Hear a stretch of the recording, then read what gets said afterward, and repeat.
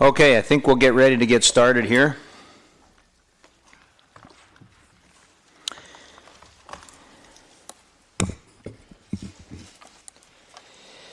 So thank you for coming today to the Council Priorities Committee meeting.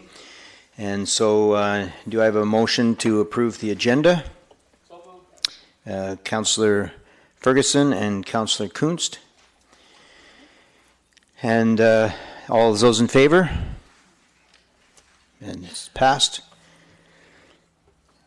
And so we have one, Mayor Froese is absent at the start. He will be coming for a meeting. So we have 4 items on the agenda today for discussion.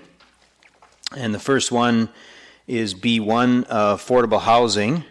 And so we have, do we have a report on that for, okay, thank you.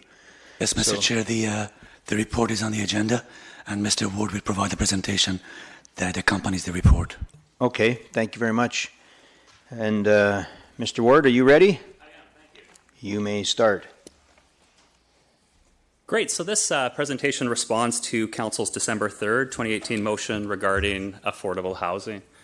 And just a quick outline of the presentation today. I'll be providing some brief background information and then followed by a brief overview of the legislation and policy context. And then I'll be specifically talking about the 5 initiatives that were referred to staff in Council's motion, including an analysis of those initiatives with respect to the Township's current policy context.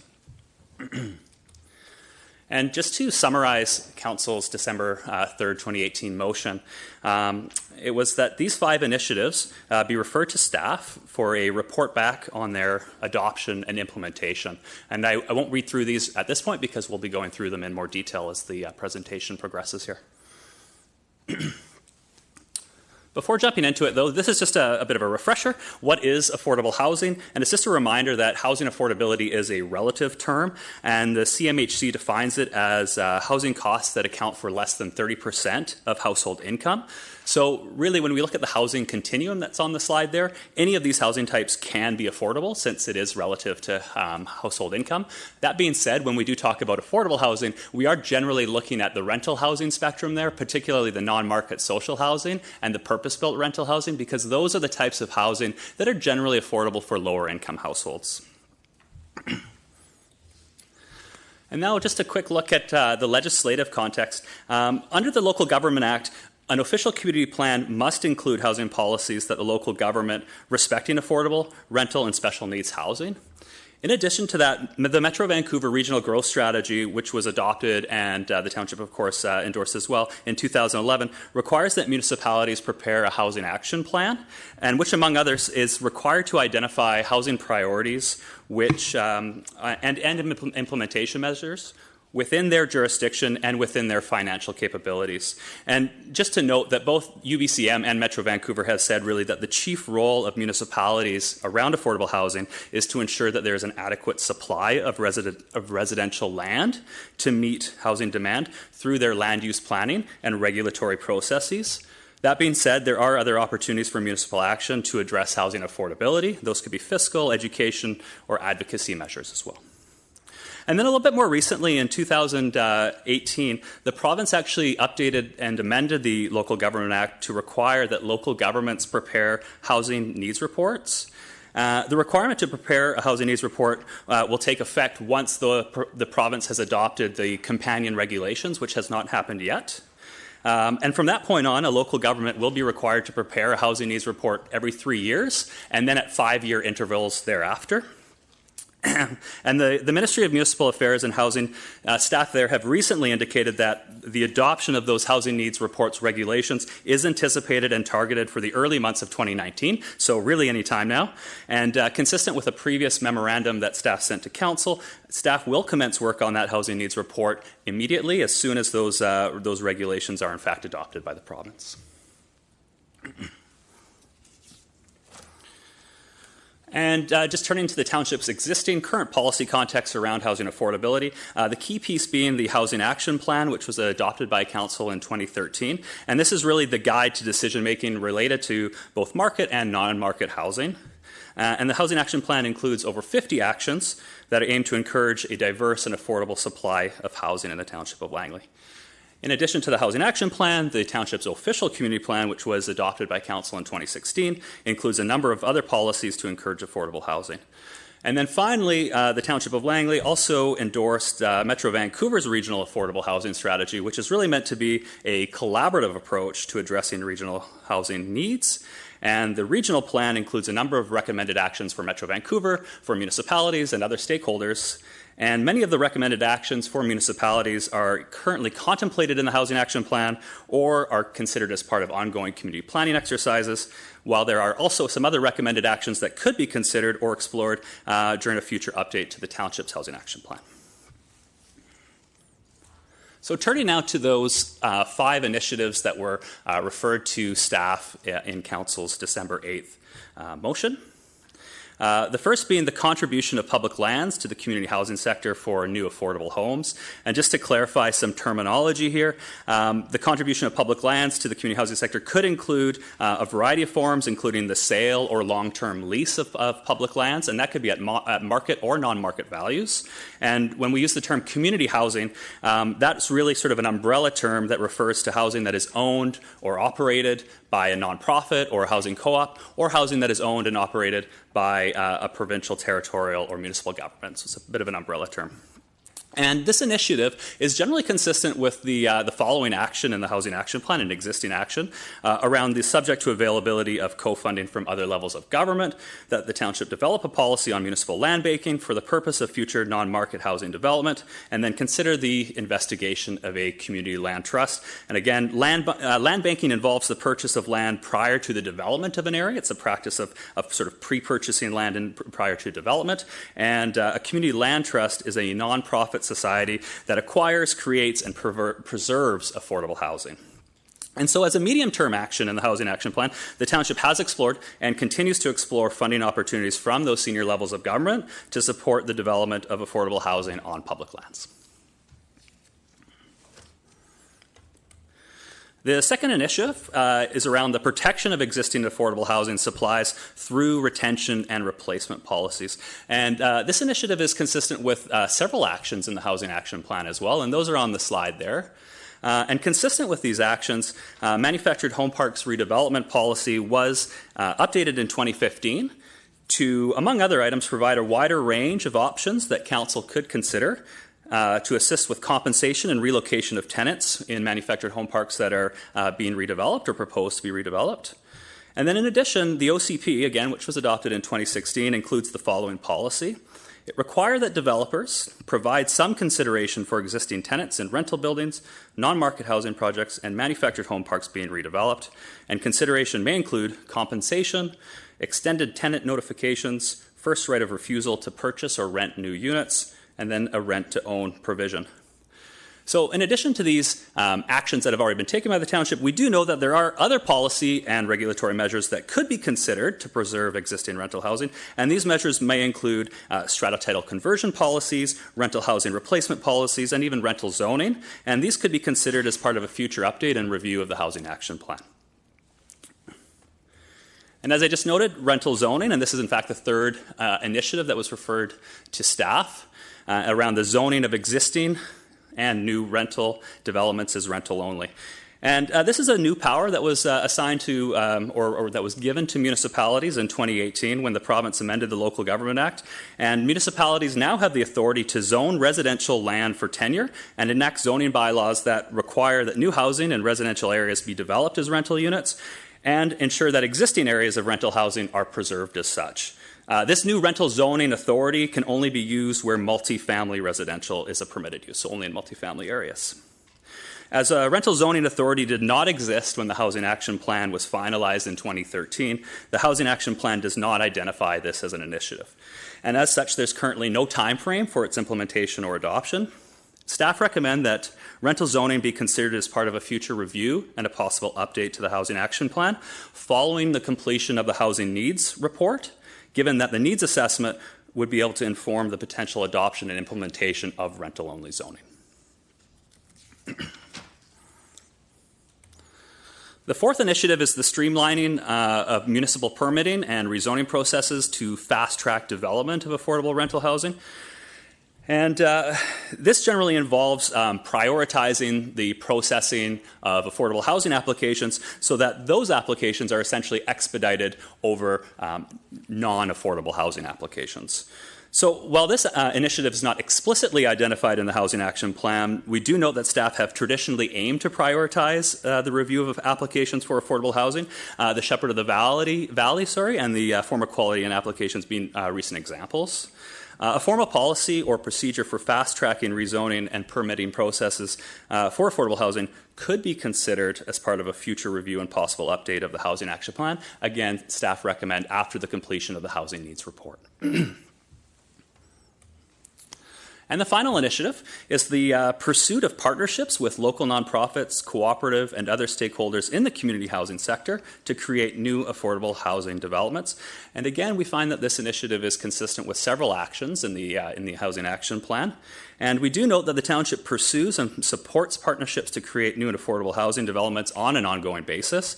This includes exploring direct partnerships and opportunities with the community housing sector on select township projects, and supporting partnerships within the housing sector by connecting local nonprofits and other stakeholders with one another with a similar interest. Additionally, we note that the adoption in 2018 of development cost charge waiver bylaw for affordable housing has allowed the township to really formally partner with the community housing sector on all eligible non-market rental housing developments by waiving those development cost charges. And then finally, the endorsement of community amenity contribution policy in 2018, which includes contributions to an affordable housing reserve fund, may provide additional opportunities for the township to partner with the community housing sector on affordable housing projects. So you may have noticed a bit of a trend here, and to summarize, and subject to further council direction, staff recommend that we continue to implement the actions identified in the Housing Action Plan while concurrently commencing work on the Housing Needs Report once the provincial regulations have been adopted. Staff recommend that the Housing Needs Report be completed prior to the consideration of any additional initiatives, given that the information in the report may be used to inform the consideration of any new actions related to housing affordability through a review and a possible update to the Housing Action Plan. Okay. Thank you very much for the report. We do have some questions here from council. Councillor Richter. Thank you. I actually have 4 questions here, so I'll just go through them one at a time. How do we protect against the loss of manufactured home park community? I mean, I think it's all very fine and dandy for us to insist that they get rental units or they get notice or whatever, but the greatest loss to these parks is the loss of the community that it represents, because they take care of each other. And just stuffing a person into a rental unit doesn't mean that they're going to have neighbors that'll take care of them. So that's my first question. My second question is, in terms of municipal land banking, how much inventory do we need? My third question is, do we wait for proponents to approach us, or do we actively seek out proponents to build these affordable housing units? And my final question is, what is the current status of affordable housing in the township? Do we have enough?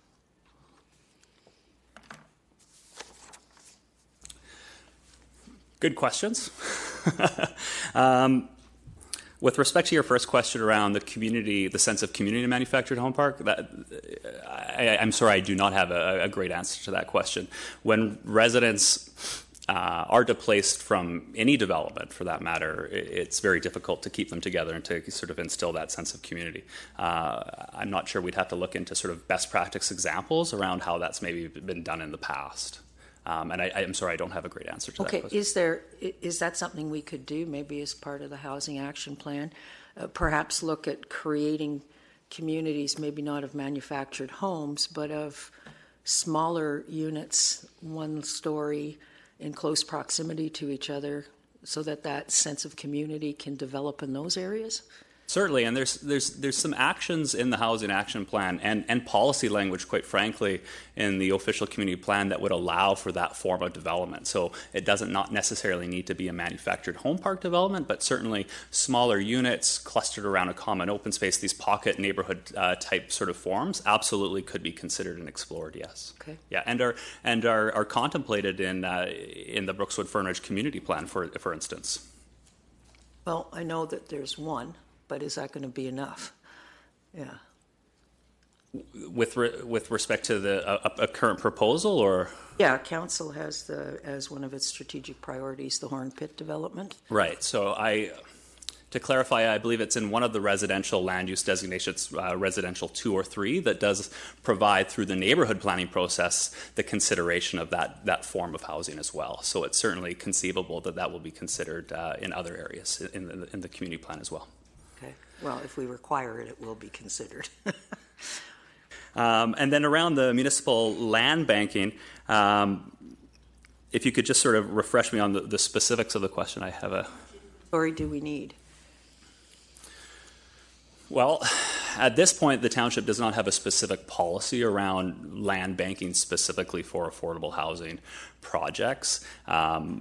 The amount of inventory that we would need would probably want to respond to what the housing need is. And of course, we need to sort of caution that we're not the only jurisdiction, only body responsible for affordable housing, right? But what is our part? What is our share? What it could be is a discussion that would require a great deal of consideration, the financial implications that it would have to the municipal budget, of course, and then also what the housing needs are. And we're going to be able to further explore what those housing needs are through that housing needs report that we anticipate commencing this year. Yeah, it would seem to me that Metro Vancouver's housing arm might have guidelines of how much they're providing, and is that an appropriate guideline for us to be looking at? Like we could perhaps look at that as a baseline? Metro Vancouver has indeed published some projections on the number of affordable rentals that will likely be required within each municipality, but I would emphasize that this housing needs report that will be commenced, that's going to be required by the province, is going to really be a deep dive into those issues. So, and that really responds to your fourth question, I believe, is do we have enough affordable housing? I think that's something that we're really going to be able to explore and examine in more detail through the housing needs reports. Okay, and are we going to have a clearer definition of affordable housing in that housing needs? I think that would have to be determined through the project. I would suggest that the most clear defined definition of affordable housing that we have is that where household costs are less than 30% of household income. I think what we will be able to do is explore through that housing needs report the current gaps along the housing continuum. So looking less around the term affordable housing per se, but looking more specifically at non-market housing, purpose-built rental housing, affordable ownership, those pieces along the continuum. And then your third question around whether proponents are approaching us directly or whether we are approaching them. I believe it's been a case more so of proponents approaching us with sort of their ideas and their interest, and we do have sort of ongoing discussions with the community housing sector in that regard. But is there a need for us to get more proactive and start pushing them to be bringing us projects? I think that would depend on what we have to offer to be sort of really trying to... Have land, yeah. Yeah. Anytime municipal land is used for an affordable housing project, it means that land can't be used for another purpose, right? And that's just the consideration that has to take place. I'm not going to suggest that that's not a good use or a bad use of public land. It's just something that has to be taken into consideration from a fiscal perspective as well. Okay, thank you. All right, thank you. Councillor Arneson. Yes, thank you. Thank you very much for coming today. You set out, I think, in a great synopsis what we're currently doing and what our strategy is going forward, so that's very helpful. Mine are more kind of comments and questions at the same time. So One of the things that I've considered, and I think was highlighted by what you're bringing forward, is our Housing Action Plan is a 2013 document. So being in 2019, one of the things I've considered is, even though it's a very strong framework, what I find it's currently lacking is any kind of review to see where we're at. More of a snapshot to take us to 2019, 2020 and see how well we are performing in those areas. And so I guess that takes away some of the subjectivity to say, well, that could be one of the strategies that we have, but the degree to which we're implementing that strategy as much as we could, or, to avail ourselves of opportunities as they arise, I think it would be more helpful. So I'd just like to suggest that the Housing Action Plan be reviewed, and I think most rationally, a good time to do it would be to be done in the context of the assessment that the province is asking for, because those two things really dovetail each other, and the work that can be done in terms of the research and understanding would then obviously inform the Housing Action Plan, because as you mentioned, it's a continuum, and what we're looking at really is the gaps that currently exist and how to find out that information and then fill in those gaps. So the one that really interested me, because I know that other governments, local governments, have implemented this to some degree, is the rental-only zoning. And I'm wondering the degree to which staff has maybe looked at that in more depth, or if that is something that would require a lot of drilling down, because I know considerations are based on the fact that rezoning of areas that already have existing underlying zoning could be problematic, and the degree to which we have to look at a number of those issues, to make a fair and equitable assessment of that. And also, I just point out, as I think everybody's aware, there is a deeper understanding now of the connection between affordable rentals and transportation, and the degree to which, if we're looking in the township of Langley, we should maybe focus our attention on areas that are transportation nodes or have access to public transportation, because there's definitely, an overlapping of interest there. And I guess finally, I do have a question actually about the degree to which a community land trust, so we've just initiated, which will start in July, the community amenity charges. And so would they contemplate monies for the Affordable Housing Reserve Fund to be utilized towards a community land trust, or specifically are they just for the built housing stock? Mm-hmm. Thank you for those questions. With respect to, I'll just sort of start with the comment about the Housing Action Plan and the implementation monitoring. We tend to agree that the time to review and potentially update that document would be following the completion of the Housing Needs Report. So the Housing Needs Report really being the baseline data on what the gaps are today and what we project those gaps to look like into the future. And that would really be a great place to review that Housing Action Plan. And the timing would be right, because it's a 10-year strategy, and that would take us to around 2022 when we'd probably be looking at potentially adopting a new Housing Action Plan. So the timing is good. Around the rental-only zoning, staff have not done a deep dive into that in particular. I am aware that some neighboring municipalities have done that. They've, in some cases, in the New Westminster, for example, they have adopted rental-only zoning. In other cases, most recently, I think it was Port Moody, where they did look at it quite closely and they decided not to adopt it. It is a fairly significant intervention into the market, and I think it needs to be done prudently. And so we would, again, rely on the Housing Needs Report to really sort of determine what that baseline data is, what those gaps are, before we start considering potential interventions. And there could be other interventions as well, right, in addition to rental-only zoning. And then around the question of the Affordable Housing Reserve Fund, we've asked other municipalities what they use their Affordable Housing Reserve Fund, and not many have a great answer for us. They sort of use them in a little bit of an ad hoc way, to be quite honest with you.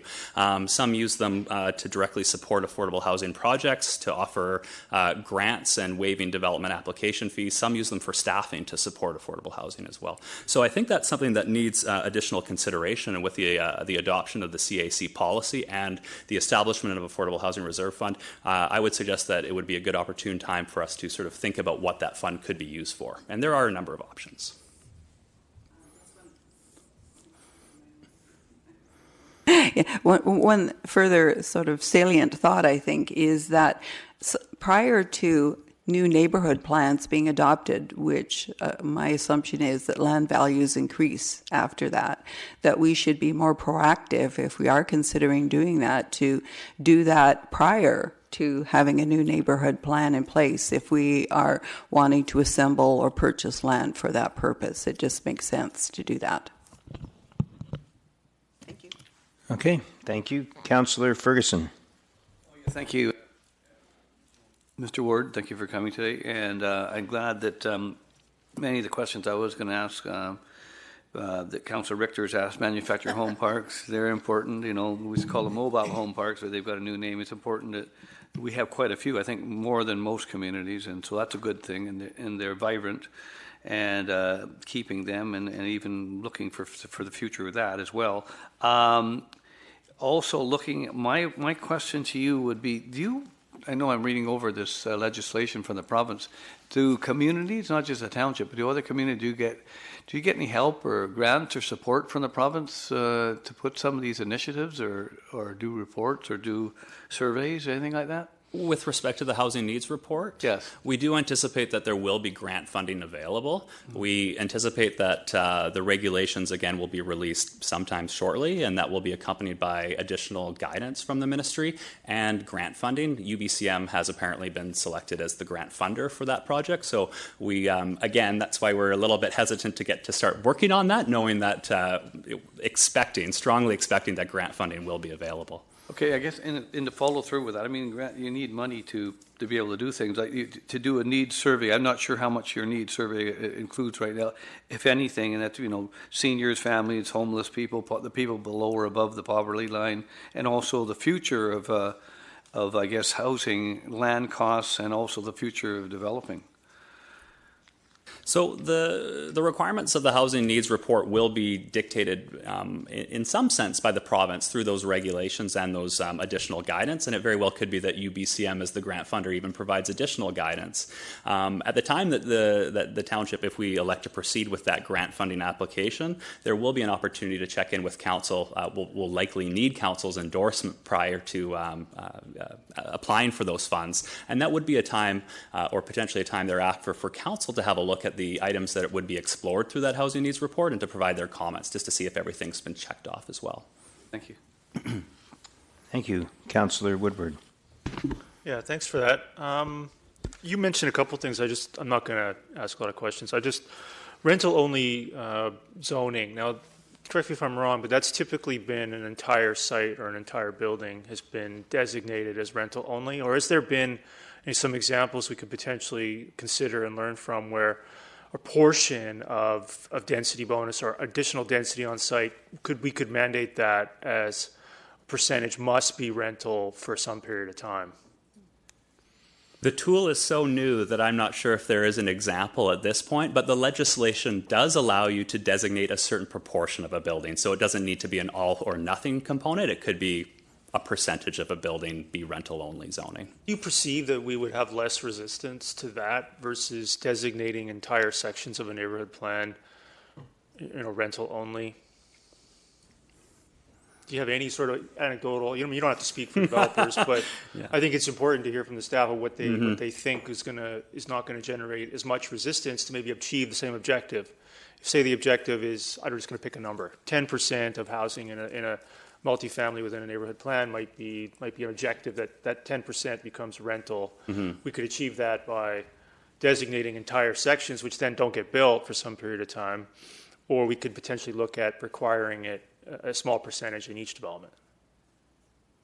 Yeah, I think I would want to check in with our stakeholders, our development industry stakeholders, to see what might be a little bit more desirable from their perspective. But I will say that, it is often, from an overall community planning perspective and consistent with our policies in our official community plan, to have a bit of a disbursement of income in developments, so not to concentrate affordable or lower income housing in one particular area.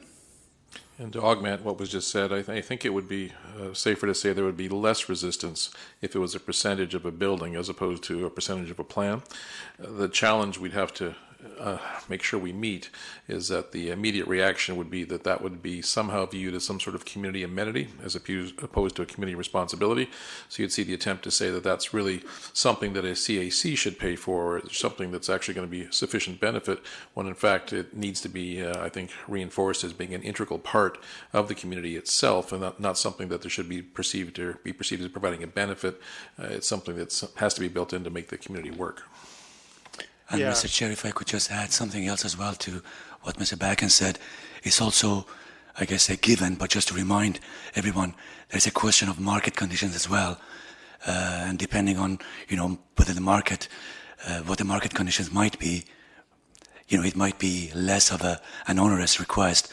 As Council may be aware, currently the market conditions are actually favorable for rental-only buildings, because we have seen several examples in Murrayville, in Willoughby, and in Carvolth coming forward as I guess, proposals by the proponents, as opposed to something that the municipality has asked for.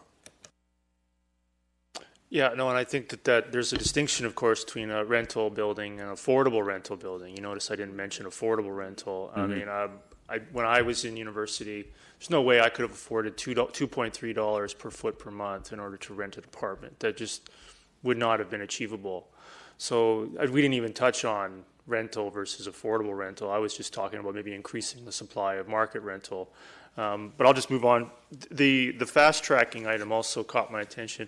It mentions in the report that you're potentially suggesting that we consider a policy, a specific written document. Now, would you think it'd be more appropriate to do a policy or to amend the development procedures bylaw? Because there's one on the agenda tonight, fast tracking a specific proposal. But if there was a suggestion, maybe fast track, maybe we could look at 2 or 3 categories that would get fast track. Can you discuss fast track a little bit more in detail?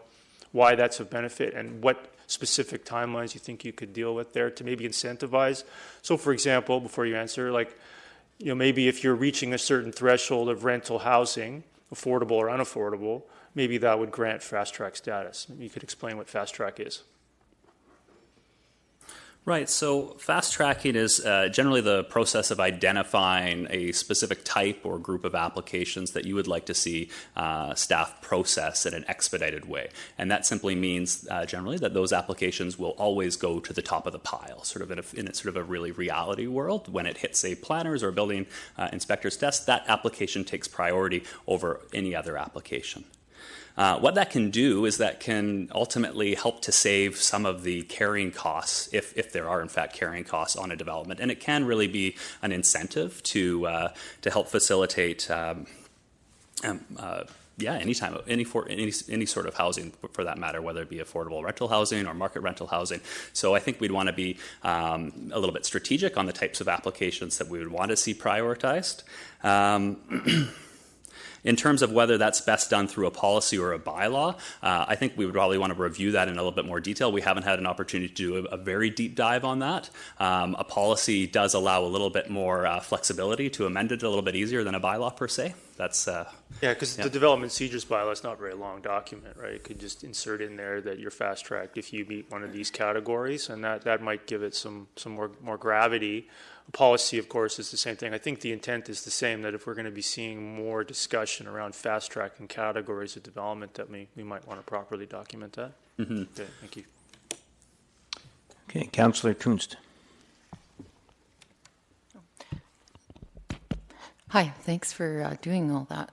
So my question, I guess it's back to affordability. It's not really a question, but something that I think about a lot is 30% of someone's income, but whose income? So it's almost like we have a tiered affordability. So it would be, I guess, something that we would probably need to figure out as far as if we're talking about a low income, their threshold might be a little bit different than someone who is sort of mid, and then if you got high income. So I guess which tier are we talking about? Are we talking about people low income? The other question is, how are we going to be implementing these recommendations into the new Brookswood community plans? And are they already there? Are they already in those plans? So with respect to the 30% rule, because it's not a rule, definition, I should say, because it is relative to income, households that are on the lower income scale, if they are spending 30% of their, or more, I should say, of their income on housing costs, then that means that they have that much less left over for other items than another household, right? So the impact on a low-income household, spending 30% more of their costs on housing really means that they're having to potentially sacrifice other important costs of living, right? So it's a good comment, a good point. And the extent to which the Housing Action Plan, the actions in there inform our community planning processes, there certainly are some actions within the Housing Action Plan that do have a direct effect on community planning outcomes, so they do inform the policies. So certainly when the Brookswood Furnish Community Plan, the community plan was developed, the Housing Action Plan was used as a lens on which to review the various policies, in addition to many other sort of strategic plans that exist.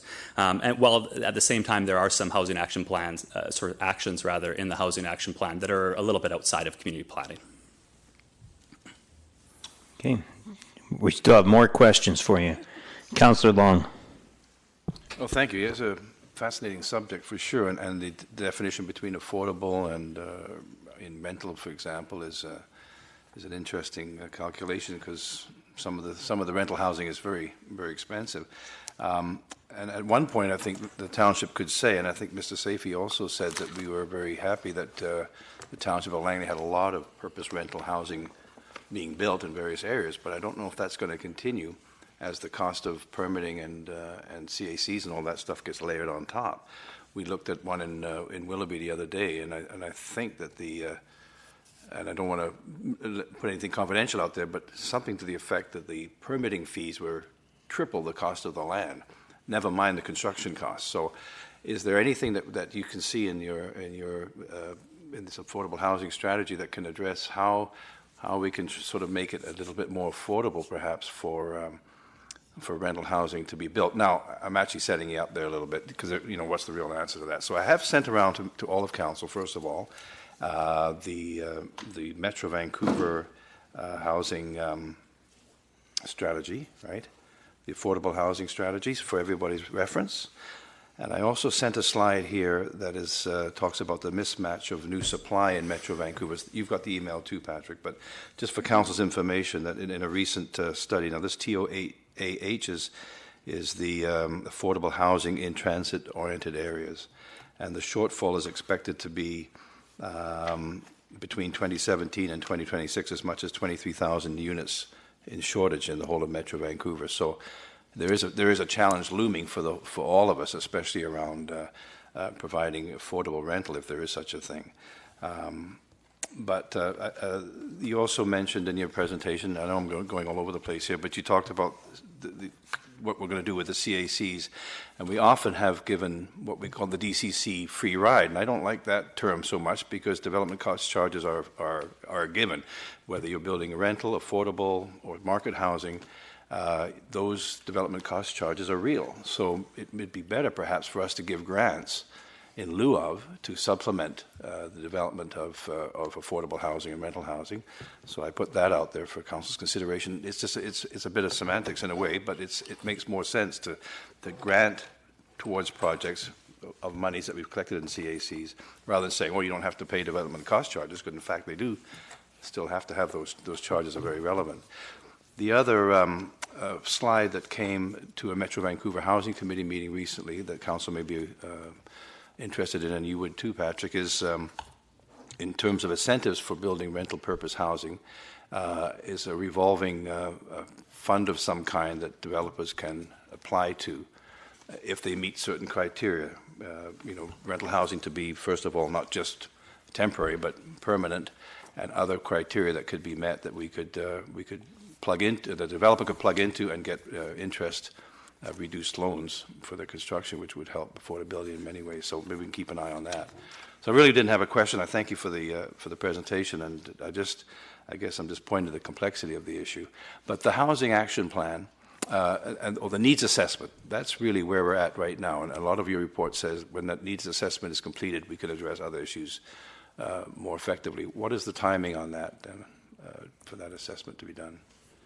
Currently, it's a little bit difficult to tell because we don't know what the specific requirements are at this point. But given past projects of this nature, we would anticipate that if we could start work this year, that we would be able to complete in 2020. That's just given a bit of our best guess around that, meaning that we could look at a review and update to the Housing Action Plan starting in 2020 as well.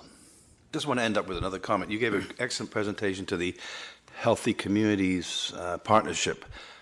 Councillor Woodward chaired it, I think, a couple of months ago, and I had the pleasure of chairing it a couple of days ago, or being part of it, where you mentioned a very important factor, which is not only the cost of rental housing in the township, but also the cost of transportation, which you have to include in there too, because getting around the township is more expensive than anywhere else. And there were some interesting facts that you gave. So maybe that presentation could be given to council at some point when you're ready, an update on your social sustainability thing. Yeah. Yes, thank you. And the specific data piece there was that Langley households in Metro Vancouver, when you combine their transportation and housing costs, face some of the highest costs in the region. In fact, rental households in the township of in the Langleys, face the highest costs relative to income. Thank you. Okay, Councillor Richter. I just, excuse me, I've been fighting off another cold here.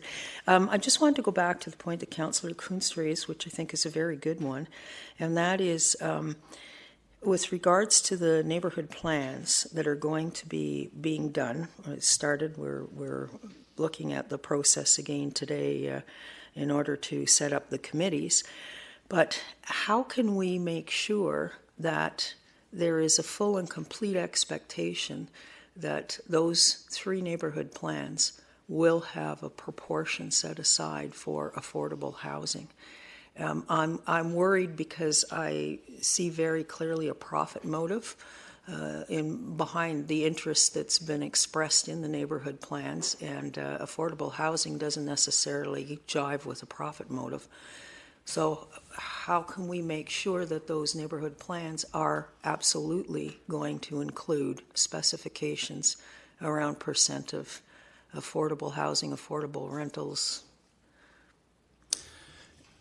So currently the Housing Action Plan does not provide that level of guidance for community planning exercises. The key action in the Housing Action Plan around informing the community and neighbourhood planning processes is that we set targets of 30 to 50% for medium to high density in new neighbourhood plans. That's probably one of the key actions in the Housing Action Plans that guides the neighbourhood and community planning processes. If council wanted to provide further direction, they would have to provide further direction. Okay, so we would have to pass a motion then at a council meeting saying that in the contemplation of these neighbourhood plans, we want to see a minimum of 30%?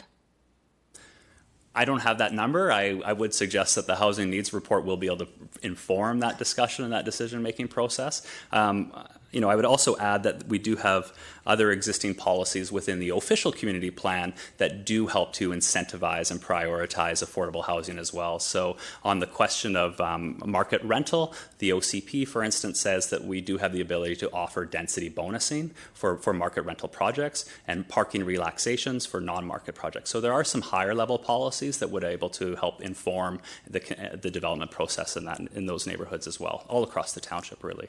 Okay, but what we really want to see is those projects coming to the table, not being the last to show up 20 years from now type of thing.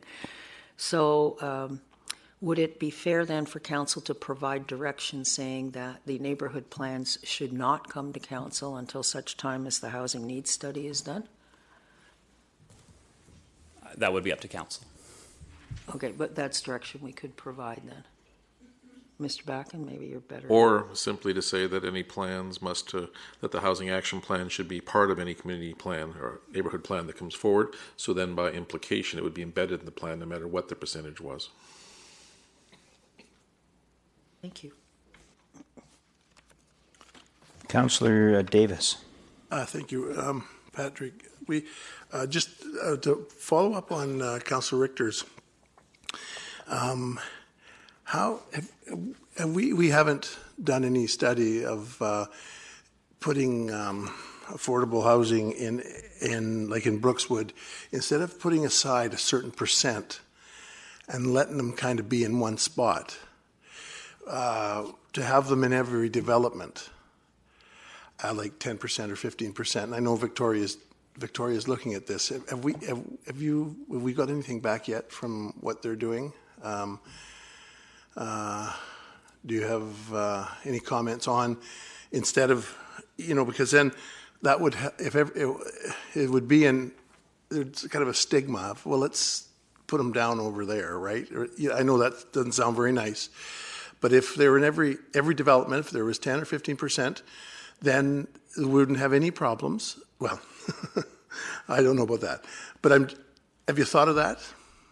Yeah, so I think that's consistent with Councillor Woodward's earlier point, and I do apologize that your comment was specifically on the market rental, and that's really important. So we could theoretically use that rental-only provision to require that a percentage of any new multifamily development include a certain proportion of market rental. There's also another tool which would be sort of similar. It's through inclusionary zoning. That's what I believe Victoria is using. The City of Richmond uses it. New Westminster, I believe, is just sort of getting into it as well. And that's looking at, again, primarily multifamily developments and securing a certain proportion of those units as low-end or non-market rental, so really quite affordable units as well.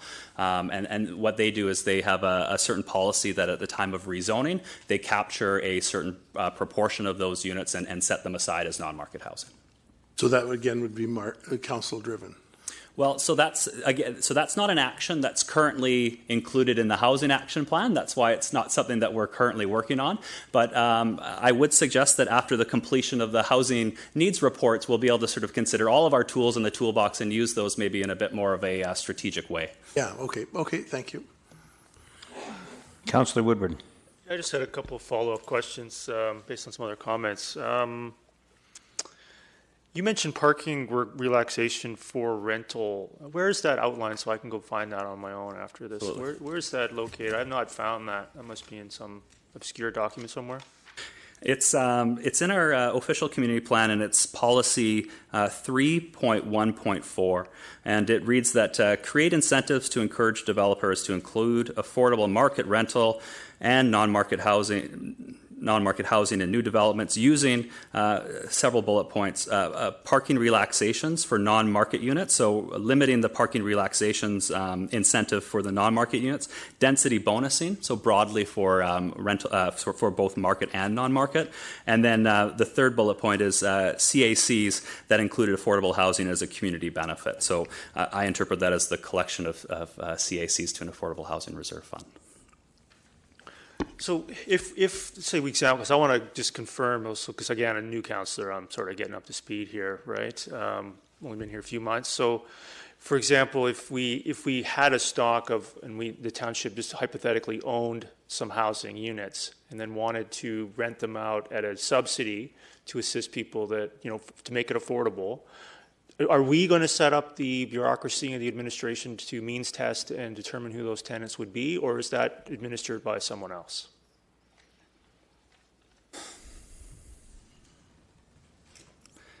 I think there's different models on how that can work. And I believe I would want to do some more research on that to figure out exactly how the implementation of that works. Richmond, I do point to them because they've been involved in the inclusionary zoning for quite a little while, and they've really, in their most recent affordable housing strategy, they really got into the operational challenges that they had initially with that policy.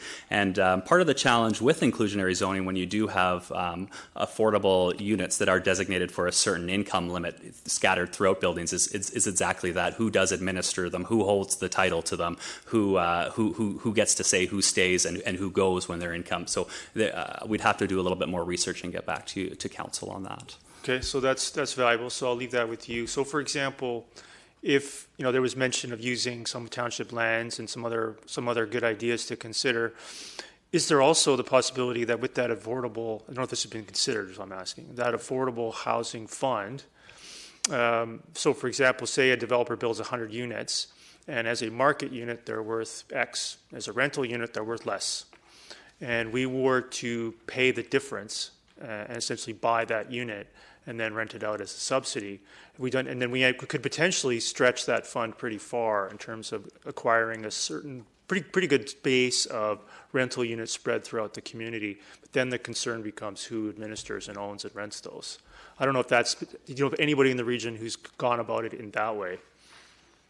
I'm not aware of anyone that's been using their affordable housing reserve for that. I believe it's been direct grants for projects, probably projects that are purely affordable housing. When I say 100%, right? Yeah. But it's a very good question and a very potential use. I would go back to my earlier statement that there is a broad spectrum of ways that affordable housing reserve fund could be used, could be implemented. So I'll just put that out there, because it's something I'd like to see specifically outlined and shown whether that can stretch the dollar further to end up with a larger inventory. Of course, it's hard to cut a ribbon on one condo in a large development. So, I would hope that we would lend ourselves towards larger projects that don't stretch the dollar further for that reason.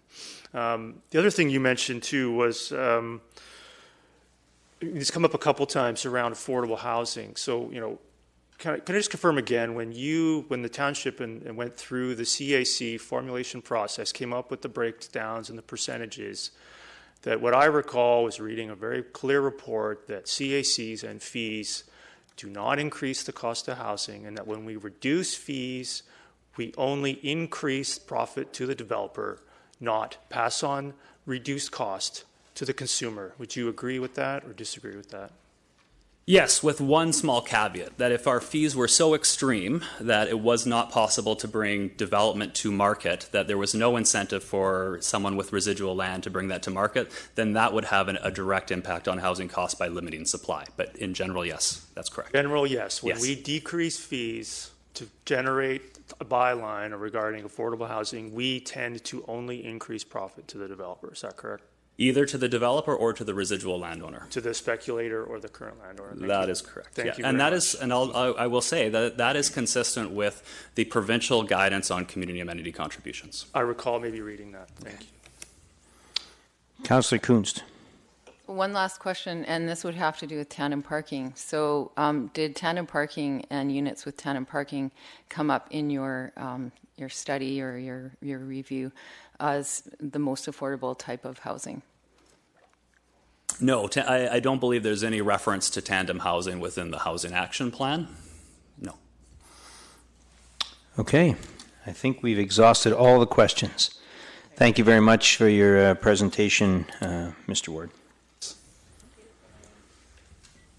Oh, Councillor Long? Well, I'm just wondering, do we need to receive that? I just wanted to encourage perhaps for our next meeting or another meeting that we get that social sustainability project update, because it links, I think, with what we're discussing here in affordability and sustainability and so forth. So I don't know if you're receiving the report, but I might just make that as a suggestion that Mr. Ward give us that presentation at a future meeting. Okay, so that's a suggestion to staff that we bring that at a later date to council? Okay. He does a good job of it. Okay. Is that good, Mr. Backen? All right. Good. Thank you. All right. The next item is item B2, the permissive. Oh, sorry. Did we actually vote on receiving the affordable housing report? Because if we haven't voted, I'd like to propose an amendment to it. We have not voted on receiving it, so. And I'd like to Make an amendment? Yes, I'd like to add the amendment that Mr. Backen suggested. And I tried to get his exact wording, but I don't think I quite got it. That the housing needs assessment be included in all in-progress or future neighborhood plans in the township. And the idea is to embed the affordable housing into neighborhood planning. Correct. Rather than put a specific percentage or delaying the process, instead simply make sure that when the plan comes forward, that it is recognized as an addition or an inclusion in the neighborhood plans that are underway or existing. Okay, so is this wording acceptable, that the housing needs assessment be included in all in progress or future neighborhood plans in the township, meaning specifically Brookswood right now? Brookswood or other ones that may develop, Mr. Seff, do you think that language is broad enough? Yes, I guess the word inclusion, I'm not sure how you can include that. I suggest maybe consider it as part of the neighborhood planning process. Might be better. He's simply saying considered and included. The issue is, what will inclusion mean? I think it's really to have it considered and to have that ratio appear in the plans as they go forward. Well, yeah, but having it considered, I don't want it to be chucked out. I want affordable housing in each community.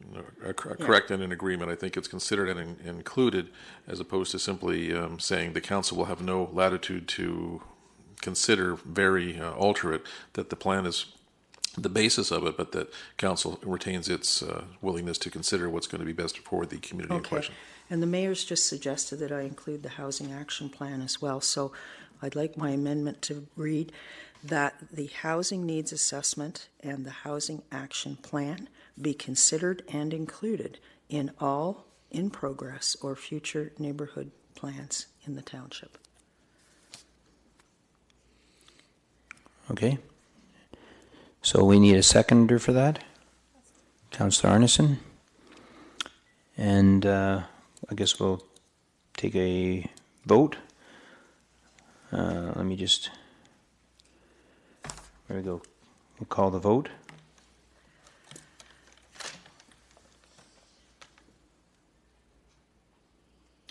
And so label it B1, correct? And vote completed. And it's unanimous. So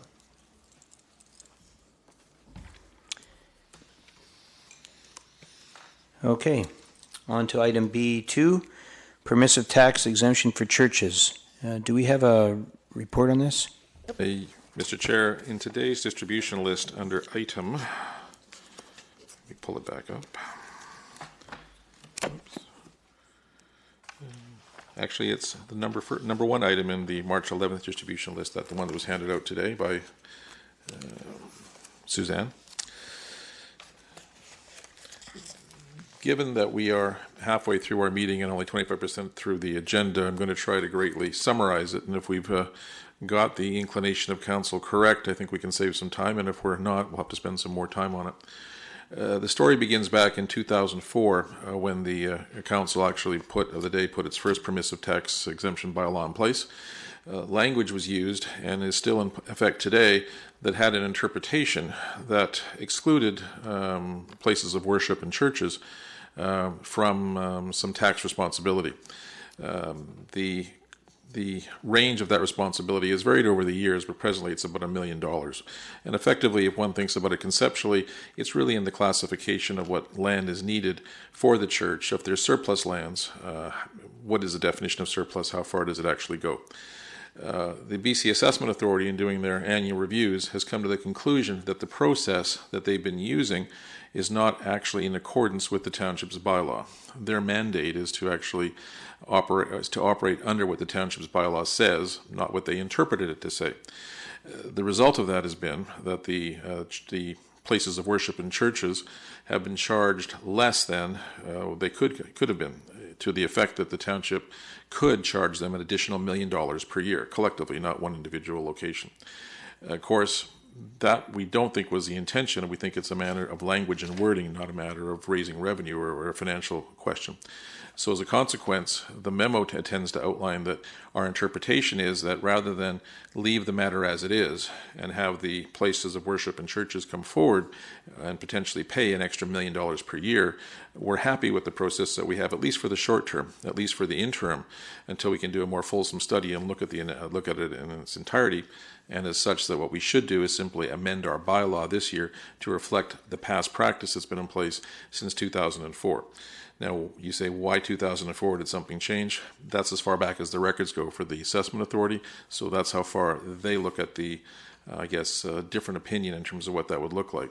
So the purpose of this topic and this memo, given the time, is simply to advise Council we intend to bring forward the necessary bylaw amendment to retain the current system that's in place, but to look at this in the next 2 to 3 year horizon.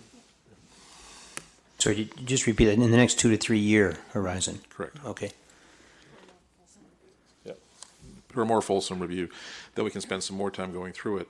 We're concerned about making what could be perceived as a change on the fly might actually not be the most productive process, and as well may not provide adequate notification. There may be changes, there may not be changes. Again, it's just time for a review. And Karen is just pointing out to me that why this is here is we need to bring this forward before the close of the current grant process, or that extra charge, or the interpretation that leads to an additional charge will be forthcoming, and that would be thrown onto the pile effective in the next 30 days. And we don't believe that's the desire of council, hence our assumption. Okay. Well, we have a few questions on this. So, Councillor Richter. Yeah, I guess my first question is, does that mean that the churches are going to get hit with $1 million on their tax bills this year? And if we don't amend our bylaw, that's what will happen. Our process is to amend the bylaw to be consistent with the intention and interpretation that's been in place since 2004. Okay. Well, I'm wondering about linking the additional or the continued permissive tax exemptions to provision of community services and amenities like food banks, community gardens, affordable housing projects, and so on. Like, if they're specifically doing things for the community more than just things for their congregation, then we should allow the current system to proceed. That's a very good point. I think the challenge is simply one of timing, because this is not something that we've been aware of for very long in terms of BC assessments interpretation. We think it's a matter of status quo. There's a more fulsome review, and I think that's what you're actually suggesting, is that review could actually do a couple things. It could actually expand the definition if it's necessary to some of those entities that you've suggested. Also, it may contract the definition to what's been what this interpretation of the legislation could be, or it could even constrain it further. It could take it back. Again, the challenge being, I think, one of timing in terms of, we suspect there'll be many and strong views on this, and we want to make sure that council has the opportunity to consider those views and not simply have a change of interpretation of another level of government drive that mandate. Okay.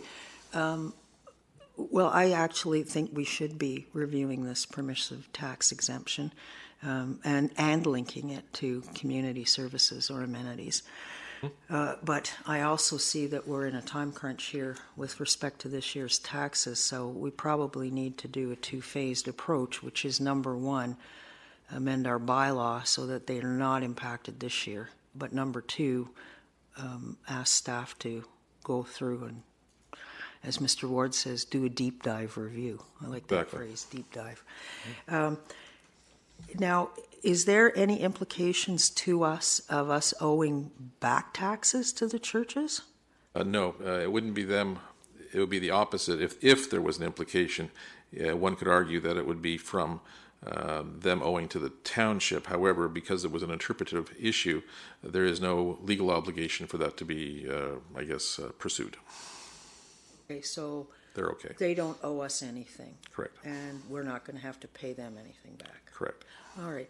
Well, maybe we should put that motion forward to do that two-pronged approach, if that's okay. We have a couple other speakers. I wonder if we should just hear the other speakers first, and then we can bring that motion. Okay. Councillor Ferguson.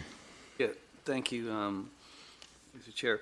I wanted to go over we discussed this on the table today. Now, the BC Assessment Authority, they're a very thorough organization. They go over things quite thoroughly.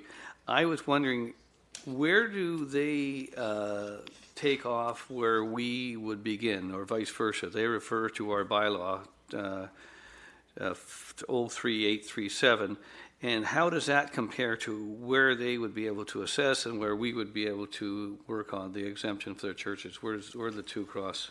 So they're simply interpreting our bylaw. We have the ability to specify what is, taxable and what is exempt. And after a further review, they do review them annually or every couple of years, they've come to this conclusion about interpretation, and they want to confirm that that's the direction we should go in or maintain our current path. And I think the suggestion is that we want to maintain the current path, at least until there's a more fulsome review. Okay, the most simple question would come to most people's mind, well, how do other communities, like for example, Abbotsford, they got a lot of church, other communities, how do they do it versus how we do it? That'd be part of the more fulsome review, because we're going to see some in a very cursory review. We've determined that some are actually a small number are more lenient or more lenient. A greater number are more restrictive, and some don't permit any at all. The City of Vancouver, for example, doesn't have any permissive tax exemptions, for example. They charge everyone, and that's probably the extreme. Where we sit is probably on the more generous side, but in any change, we think there has to be some level of notification and transition, if that's what Council directs. Okay, thank you very much. Mayor Froese. Thank you. So I just want to be clear what direction you require from us. Today, it says here to discuss the permissive tax exemption. You're bringing this forward for our information. So what direction do you require from council? Really, as Councillor Richter was going to suggest, which was that we maintain our current practice. We amend the bylaw to maintain our current practice, but engage in a more fulsome review in the next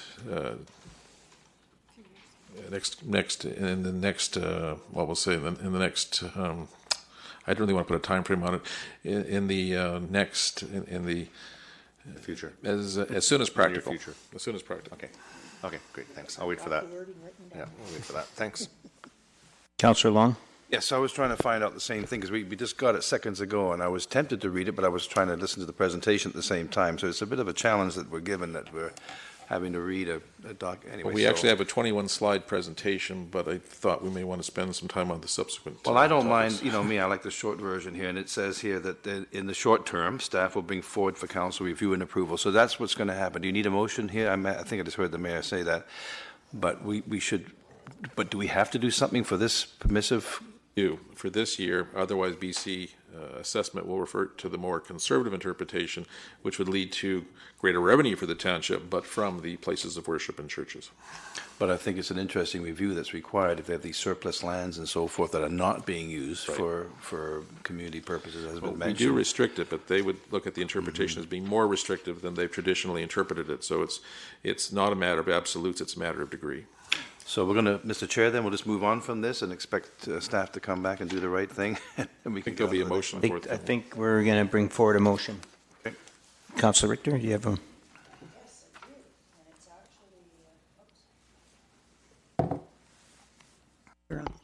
it's actually, the mayor's just pointed out, it's actually also at the bottom of page 1 in the items distributed today. So my motion would be that council asks staff to amend the bylaw to maintain the current practice, and also ask staff to undertake a review of the bylaw to take into consideration church provision of community services and amenities such as food banks, community gardens, affordable housing, etc. Okay, we have Councillor Kuntz will second. All those in favor? Let me just raise our hand. Oh. Sorry, yep, sorry, we can talk about it, yes. Councillor Davis. Sorry, I just, okay, so I'm just, maybe to clarify, the motion means that staff is just going to look at adding those things. But there isn't a time frame on the first part. We stay status quo, but there should, okay, sorry. We're going to stay status quo, but to maintain status quo, we have to amend or tweak the wording of the bylaw. Otherwise, BC assessment will charge more, will change some of the valuations that will result in there being a greater charge. Well, then that's not what the beginning of Councillor Richter's motion, it says we'll, sorry, maybe just read the motion, the first bit again, Councillor Richter.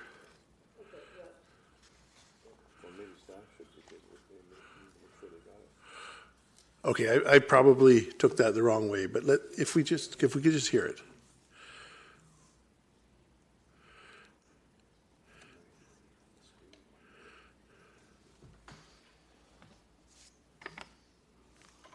I think in my wording I had put that council asked staff to amend the bylaw, being the permissive tax exemptions bylaw, to maintain the current practice. Okay, my mistake. Okay. And that council also asked staff to undertake a review of the bylaw. Yeah, I took that as that's kind of timeless. So, but it's not, it's to amend it right now so that we can get, okay. Current practices there. And then we'll get it back again and have to make a decision on whether we want to add food banks and whoever, okay, thank you, sorry. Councillor Woodward? Just a question through to Mr. Backen. Is the intent with this review to potentially look at if we are going to adopt the change, to maybe phase that in over a number of years and then refine the exemption? Is that the intent, do you think, or where we typically would go with this kind of a lengthy review? That's correct. There need to be a transition period. So if, and I'm being very presumptuous, if it was to suggest that we need to effectively derive more revenue from the places of worship and churches, we would suggest a bit of a phase-in period, because that could be quite significant in terms of the impact it could have. Yeah, I mean, I certainly wouldn't be in favor of deliberately trying to derive more revenue from churches. I don't think that's what we're doing. I think, but if there's some alteration and that we are going to head in this direction, then maybe we should definitely consider transitioning it over a number of years versus what seems to be happening here right now, which is a rather abrupt change. Yeah. Okay. Thank you. Avoiding the abrupt change, sorry. Yes, I understand. Yeah. Okay, we'll call the vote on that, and I just need to label that. That's B2, and the vote is completed, and that's unanimous.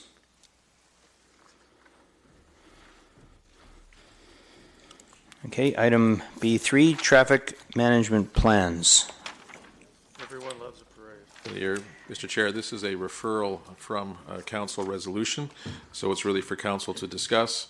We have staff that can comment on the implications. Again, being mindful of the time, we now have 45 minutes for 2 topics, although we think we can actually focus the topics down narrowly if council so chooses, but we should begin by determining which direction council wishes to pursue. And Mr. Chair, just to add to what Mr. Backen said, there's a memorandum on today's distribution package that accompanies this presentation. It's item 2 of March 11 distribution. Again, presuming council wants to hear from Mr. Cordero, or do they wish to discuss it first? Well, he's here to serve, not to have an audience. Yeah, I think, what's council's wish? Do they want to discuss this first, or? It seems like this just arrived on table. So. Again, just to refresh your memory, the suggestion was that effectively the township absorbs some or all transportation and traffic study analysis for parades, because parades create a positive community amenity and benefit. The question then became, well, if that's the direction we wish to go in, I guess, how far does that go? Is it simply the study? Is it the actual implementation? And that's, I think, what council wanted to wrestle with. Mr. Cordero can certainly speak to some of the implications if we were to do it for one versus for all, the financial implications. But the reason for the referral, I think, was only as what we've seen here in terms of that we referred for the cost estimate and what the best place for it would be. So we can comment on that, but there may be other discussion you wish to have, or again, it's the will of the committee. Well, I think it would be helpful just to have a couple some summary comments maybe from Mr. Cordero around the cost of that and how that might impact. And I recognize there is some time constraints here, but I think some of us are glancing at this while we're sitting at the table, so it might be helpful to have some summary comments.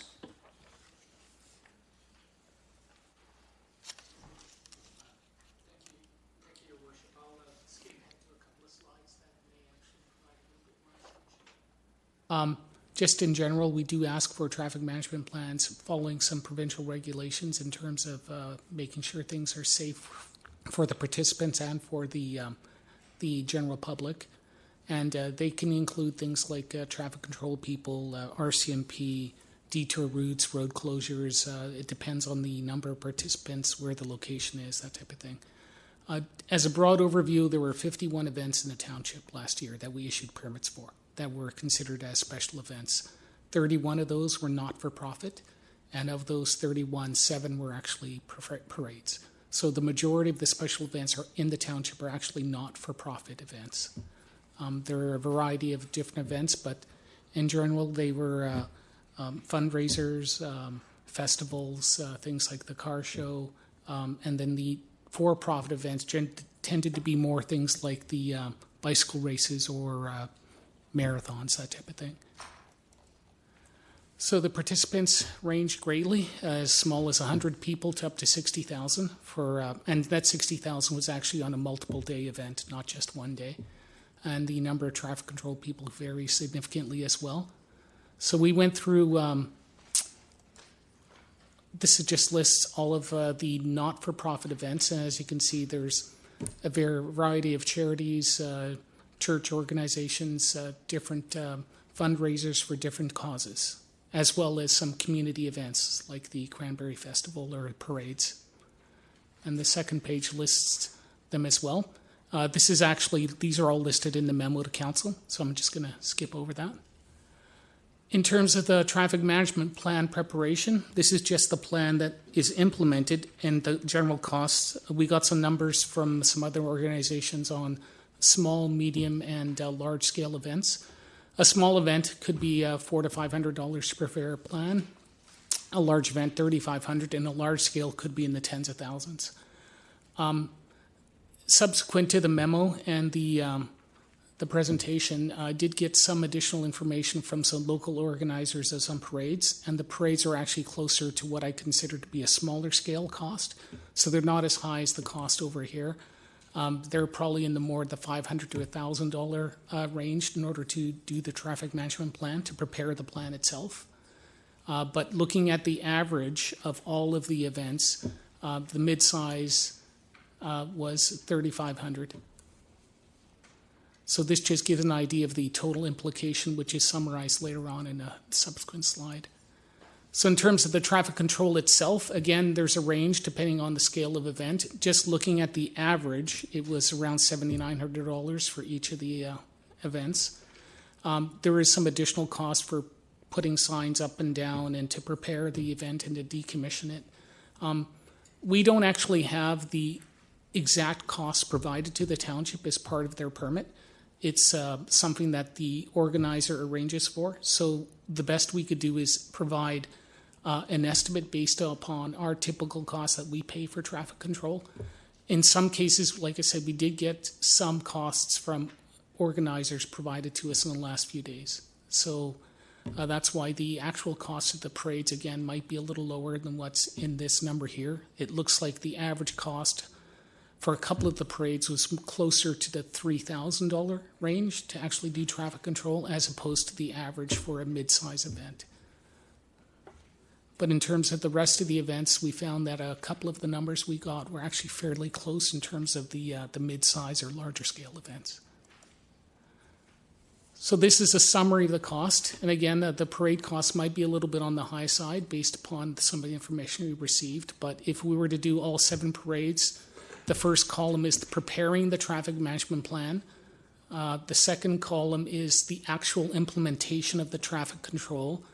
There's a 10% premium that we added on for things like the setup and tear down, adding signs, that type of thing. I also want to note that these costs don't include if the RCMP was involved. There was, I believe it was 11 events that include RCMP, and their charges can be several $100s to $1,000 a day per officer, depending upon the extent.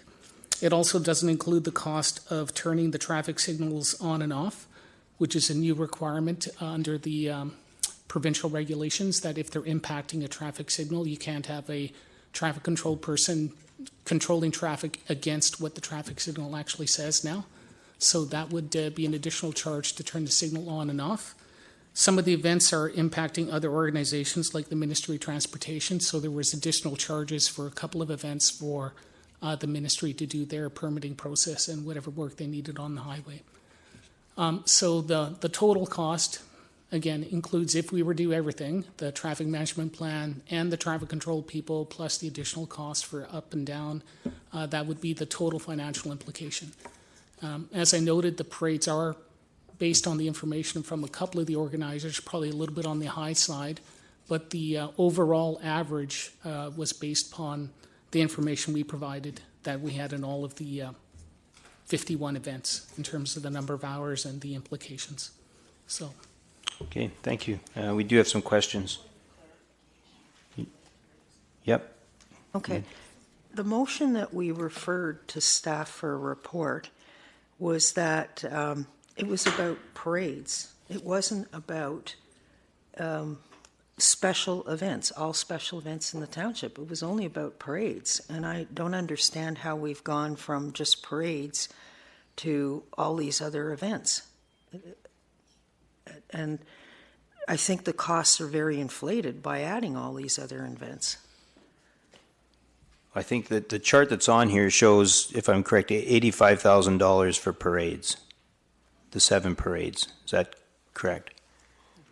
That's correct. Okay. Again, that is on the high side based upon the information I recently received. Right.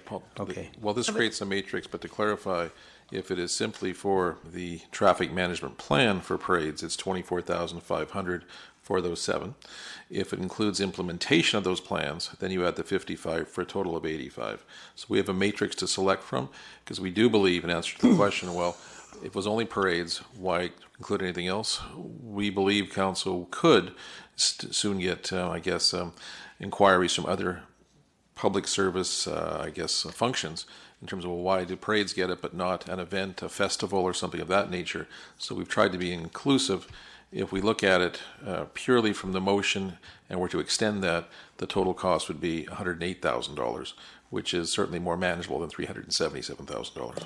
Well, the motion specifically states here, therefore be it resolved that beginning in 2019 and from now on, Township of Langley Council directs staff to facilitate the preparation and completion of any required traffic management plans and to cover the cost of such plans for parades that are to be held in the township, which are sanctioned by council and in which council participates. Like, it's just about parades and it's just about traffic management plans. It should just be the $24,000, shouldn't it? That's what the motion said. That can certainly be it, as long as council is aware there may be other applicants that are forthcoming, but that is, again, the will of council. Okay. We'll go on to some other comments. Councillor Richter, you're finished? Well, right now what's in front of us is a debate about all the events. The motion that was referred to this meeting was a debate about parades. So I think we're trying to look at apples and oranges here, and I think we have to make a decision. Are we dealing with apples or are we dealing with oranges? I personally think we should be dealing with apples, which is the motion that was referred. Okay, let's hear from others. Councillor Kunst.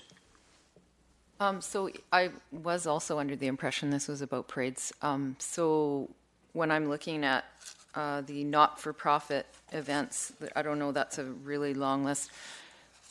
So maybe I'm a little confused as to what we're supposed to be, with the notice of motion. So are we going to be voting on which number? The TMP, the TCP, or the total? And I guess I would add that for me, and when I thought about this, I'm all about parades. I love parades. But I would probably want to do maybe a maximum and limit it to parades, because I think if we think 10 years from now, that what could those costs be? So I don't know. Are we going to put a maximum on that? Because we could go from 24,000 to 50,000 to, anyway, maybe we need to have more of a discussion about this. Mayor Froese. Thank you. No, I do appreciate all this information, because as the motion is discussing parades, I think it's great that staff have kind of condensed it down to this is a special event, whether it's blocking a street off for a festival or a car show, or it's blocking the street off to run a few floats down the street. Really, it's a traffic use permit, and I think the recommendation that's in the capital improvement and community grants, where it says that council consider the existing category of the minor festivals to fund existing and long-running parades for traffic planning and traffic management related expenses, kind of addresses this motion. But it's good to have this information because I think at the end of the day, it's a traffic management plan, no matter if it's a parade or it's blocking the street. And I think to have a criteria that's similar to what we already have for other events will help staff. Just because it's a parade, I don't see the difference. Yeah, we all like parades, but we also all like car shows and everything else that blocks the streets. So I think the crux of it is we add what it says in B4, add that category, and then there's a criteria similar to other organizations that apply that they have to follow. So not just anybody can show up and say we want a parade. There's a set criteria that has been established by council and is administered by staff for all of the other events. So I think this information is good. It puts it in a context, but there is something specific to parades already in B4. So I'll look forward to supporting that. Thanks. Councillor Long. Thanks, and actually that summarizes, I think, where we're going to head, because the next thing does cover that, and that probably is a solution. So in other words, if a parade has enough participants, 5,000 or whatever the number is, they would qualify as a minor festival, and then they would get some money that would go towards the cost. But I think I'm really glad that I brought this forward and that you're looking at it, because it does demonstrate the rising costs of putting on a parade. Now, back in the old days, we didn't even get a permit. I think if we did, it was $35. And do you know that half the staff used to show up and help with the patrolling of the streets? Like Parks and Rec people showed up, mayors, councillors, everybody chipped in. We put a little sign out, and everyone got to put a vest on, and that's how we used to do parades. Now you have to have the professionals, and you have to have this and that and the other thing. So it looks like the average cost is about $10,000 to put on a parade. Never mind the cost of the participants making their floats and everything else. And what do we get? $25, $30 admission fee out of them. So it's great that we're discussing this. It sounds like there is a solution or part solution in the next motion. But I was just curious on the 7 parades. Is there somewhere that shows which are these 7? Or, It's not included in the memo, but we do have a list that we could provide to council. But I mean, really, I think, council, that it's great that we're talking about this, because in 10 years from now, you may not have any parades. If we don't step up and help somehow, the costs seem to be overwhelming, and the risks. Oh, not to mention insurance. You don't have insurance in here. I think we have to provide when I say we, the parade people have to put $3, $5, whatever $1 million liability insurance on top of that. So there's another $1,500 or whatever it is. So, everyone loves a parade, and so anything we can do to help to keep them going, and there's a lot of economic spin-off from them too. After the parade disperses, people go out and spend money, and brings people to our town, visitors and so forth. So all that to be said, thanks for the information, and I think I'll go with the recommendation in the next report that helps to bridge that gap a little bit. Councillor Ferguson. Yeah, it certainly begs a lot of questions, an awful lot of money, and an awful lot of events. I was thinking of hiring a piper to walk down the sidewalk on my 25th year at council. I was wondering if I need a permit for that. But my question is there any way, and Councillor Long brought it to our attention, I was so surprised. I mean, I talk about the folks at the Legion and others. I mean, they apply for a grant and then it's all taken up and then some for these studies. Is there any way that we can have a template put for like Fort Langley and Aldergrove, and those are the 2 main areas, and maybe other areas where there's parades, and the folks wouldn't have to go to all that extent for every single one having an engineer? And is there any chance that can happen, if I may, through a chair? Thank you, Your Worship. The typical practice is that we start with the previous year's event when we look at the traffic management plan. So if there haven't been substantial changes to the route, or if there aren't any huge change in the way the event's being held, a lot of times the actual preparation of the plan, we simply take what was done in the previous year. So the cost is reduced over time.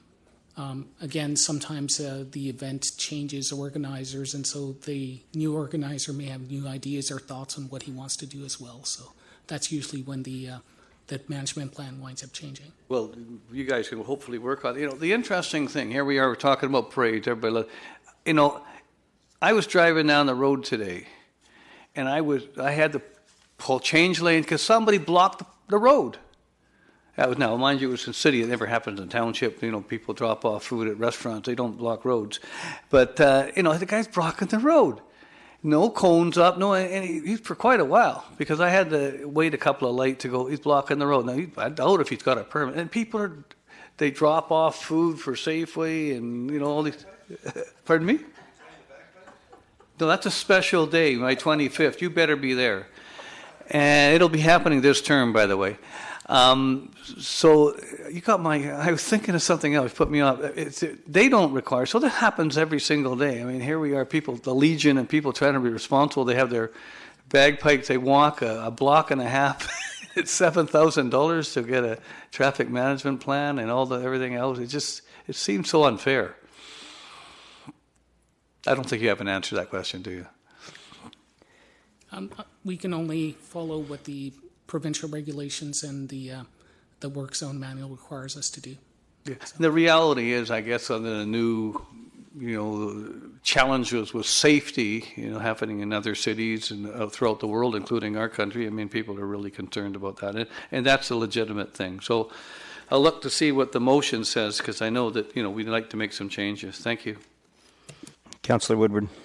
Yeah, I want to echo some of Mayor Frose's comments. I actually didn't really anticipate that anybody's really suggesting that we fund the other columns, but I think to see the other 24 events, or to see how many events, kind of, because I could easily see that when we fund parades, that the other 24 events, other events are going to come. I know that I would if I was still with the Fort Langley Business Improvement Association. If you're going to be subsidizing traffic closure planning for other groups, why wouldn't you be for that group? And I think that that's an obvious situation that would materialize. So I appreciate seeing the full number, and I think we've got to do them all or do none of them. I'm not sure. I know that everyone loves a parade, but I noticed that the staff changed it to most people like a parade in the actual staff report. So if there's some concern that not everyone actually loves a parade, then maybe we should maybe look at a more generalized way. But the numbers don't really. I mean, I look at the number and I thought, well, 100,000, we could almost hire a full-time person. All they would do is traffic management plans for 30 events. Like, does it really take that much time to prepare and review these things? That's what it really would be, a full-time person doing nothing but that? I can only go by the estimates that we got from some other municipalities, and one event in the township, a fairly large one, the information we received was the preparation of the plan, just the preparation of the plan was $13,000. So it's not unusual for a large-scale event to have those kinds of costs. So these costs are not township costs. They're not us consuming staff hours. These are the other costs that current groups are paying outside consultants with lots of other overhead and wanting to make a profit and so on, then submitting this plan to the township. Then we're actually having township staff review it, critique it, and in the case of my experience with the Fort Langley Cranberry Festival, sending it back for changes, and then we change it and send it back again. Because I think the other problem we have is the template sounds great, but every year these events tweak and change just enough that you're redoing some of the traffic planning around the road closures.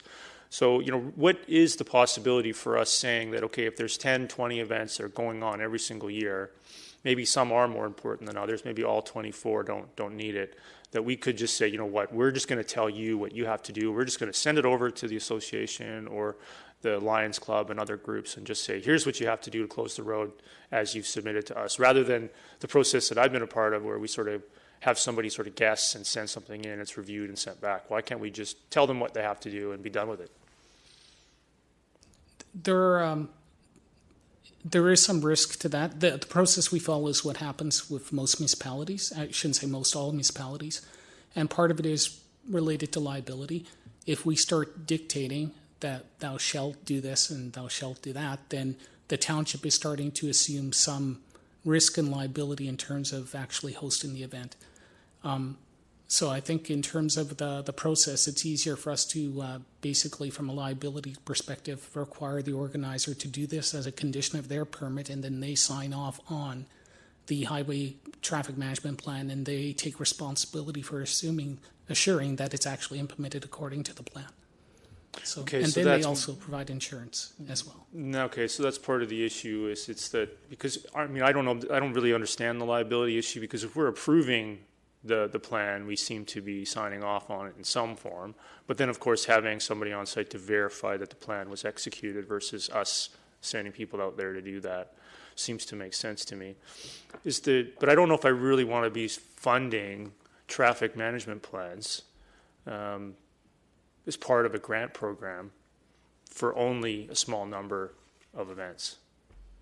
Parades are apparently more important than Cranberry Festival and other events, which I think we're gonna struggle with. So I don't know how we get by just for this year with the urgency of the capital grant program this year, but the grant program this year. Maybe Mr. Bracken can offer some assistance on how we can potentially get past this for this year and then not hold up the remainder of the grant program for this year. A couple of options. There is a recommendation is contained in the next section in terms of the amending the policy. That would provide some, assistance, but wouldn't go that far. Council could instead, I suggest, advise that we increase the budget amount for the total to reflect whatever column they see as appropriate, and that for this year those funds come from surplus, and future years they simply be built into the grant's budget. That way it just gets us over the threshold for this year. It really is to determine which part of the matrix we wish to do. Is it?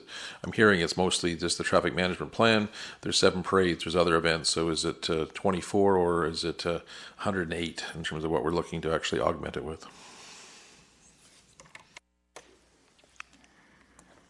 Councillor Arneson. Thank you. I'm going to rain on the parade now, because I'm really starting to become concerned. I definitely supported this, and I'd be interested to know what the actual motion is going to be at the end. But I'm starting to think that this is, to some degree, a bit of a can of worms, in the sense that Council is really opening itself up, I believe, by allowing this to some degree. It sounds like in perpetuity. So we've got an open-end formula to consider this cost. 7 parades for a total of $85,000. That seems reasonable to me. But now if we're adding these other events, and I'm not saying that we should do one and exclude the other, but that was not within my personal contemplation, that we'd now be looking at the very least, $377, but that apparently doesn't include all the costs either, if there's police and other costs that are involved. And so I'm wondering whether or not, in the short term, yes, we do need to do something, and I think it's fair that we consider what the actual intention of the motion was. But to go beyond that, I don't think I would be able to support that at this time. And also just a consideration of trying to make some kind of an assessment. It's wonderful to have parades, but there are certain things that after a point in time, they become anachronistic. You know, there are things that used to take place, as Councillor Long has said, because volunteers did it and there weren't quite so many liability rules and we didn't have to have police and all sorts of things. And maybe it's time to reconsider the nature of public events that we have and whether or not we could get a better bang for our buck if we didn't necessarily close off large sections of our intersections for this purpose. So I'm just going to be the devil's advocate and say, you know, to me, it's an awful lot of money to support all of this. And I think we should be a little bit more cautious about it and aware that, our funds are limited, and the degree to which it's a wonderful public service that's being provided, but I'm not necessarily sure that it's really a cost-effective way to go about doing this. Councillor Kunst. Whereas everybody loves a really great report, I think I forgot to thank you for this report, and I also thank the mayor for clarifying for me that this isn't what we're not voting on all these numbers. So forgive me for my rookiness here, but I get that we're going to be talking about this again in the capital improvements. So thank you again. Mr. Chair, Just to clarify the comments, I gave the range in response to Councillor Woodward. As it stands right now, with the recommendation that's embedded in the next report, the amount would be $17,500, 7 times 2,500, if all actually were to be compliant. That section provides for some additional, well, it clarifies what the requirements are, not for profit, etc. Only 2 or 3 would probably qualify at this time. Sorry, could you say that 17,500 under the minor festivals grant category? Correct. 2,500 times the seven parades would be $17,500. That would be the maximum amount that the budget would be impacted by. However, as Mr. Tulamello was pointing out, a number of those may not qualify, may not be asking for it. So that would form the threshold. It may only be in the range of 3 or 4 that ask for it for now. Our caveat is that more will ask in future years. We'll increase the budget accordingly once we have the principle established by council. Correct. And so that's a decision that we'd actually make on the next item, not on this particular item. This is just for information, this item now. Correct, unless there's something that we wish to vary from the report itself. There may be someone may wish to do something differently, and that would be the point of this discussion. Okay, thank you. Councillor Richter? Yeah, I'm looking at the next report, actually, the Community Grants Minor Festivals, which I'm assuming is the parades. There's only 2 parades listed here. Aldergrove's Canada Day Parade for $5,000 and May Day Parade for $2,500. I don't understand why May Day gets less than Aldergrove, but maybe staff could explain that. Like the report here, the report saying basically we add, instead of adding a parade-specific grant, we say that the parades can apply for a minor festivals category up to $5,000, right?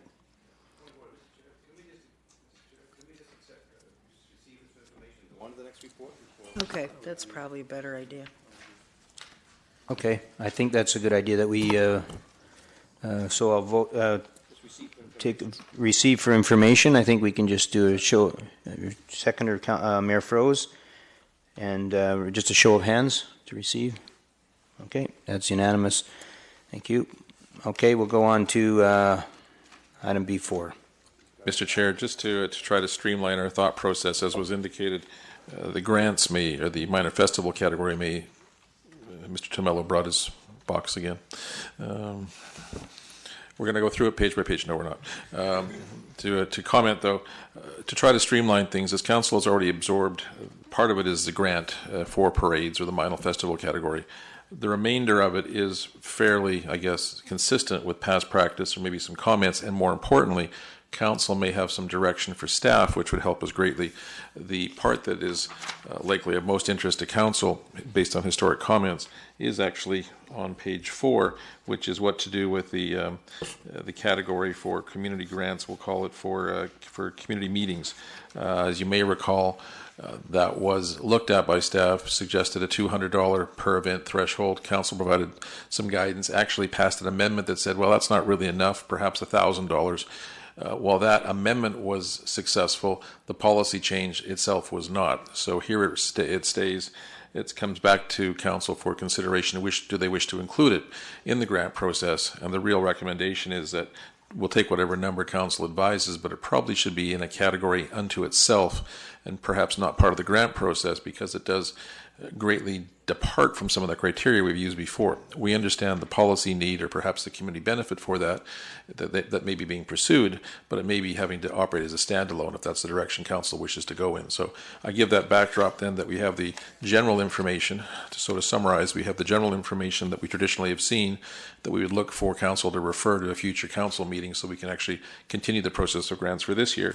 And we have the 2 points that have been highlighted.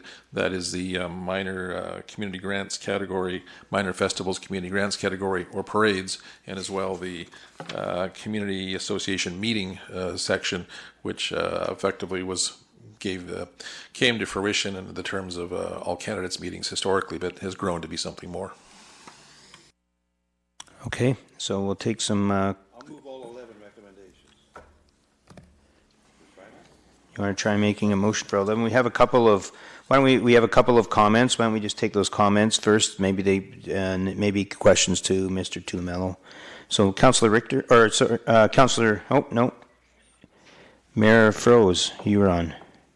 No. I Put think. me on. Oh, sorry, that's a mistake. Mayor froze. Thank you.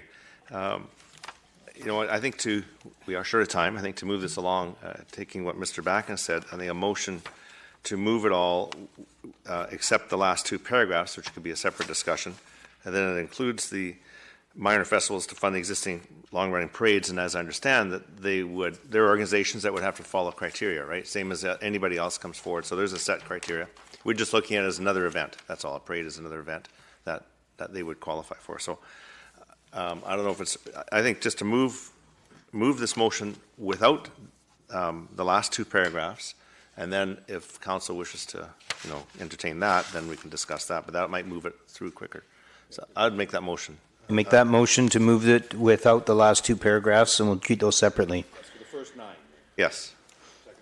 Okay, Councillor Long seconds it, For your cue. and we'll make open for comments. Councillor Richter.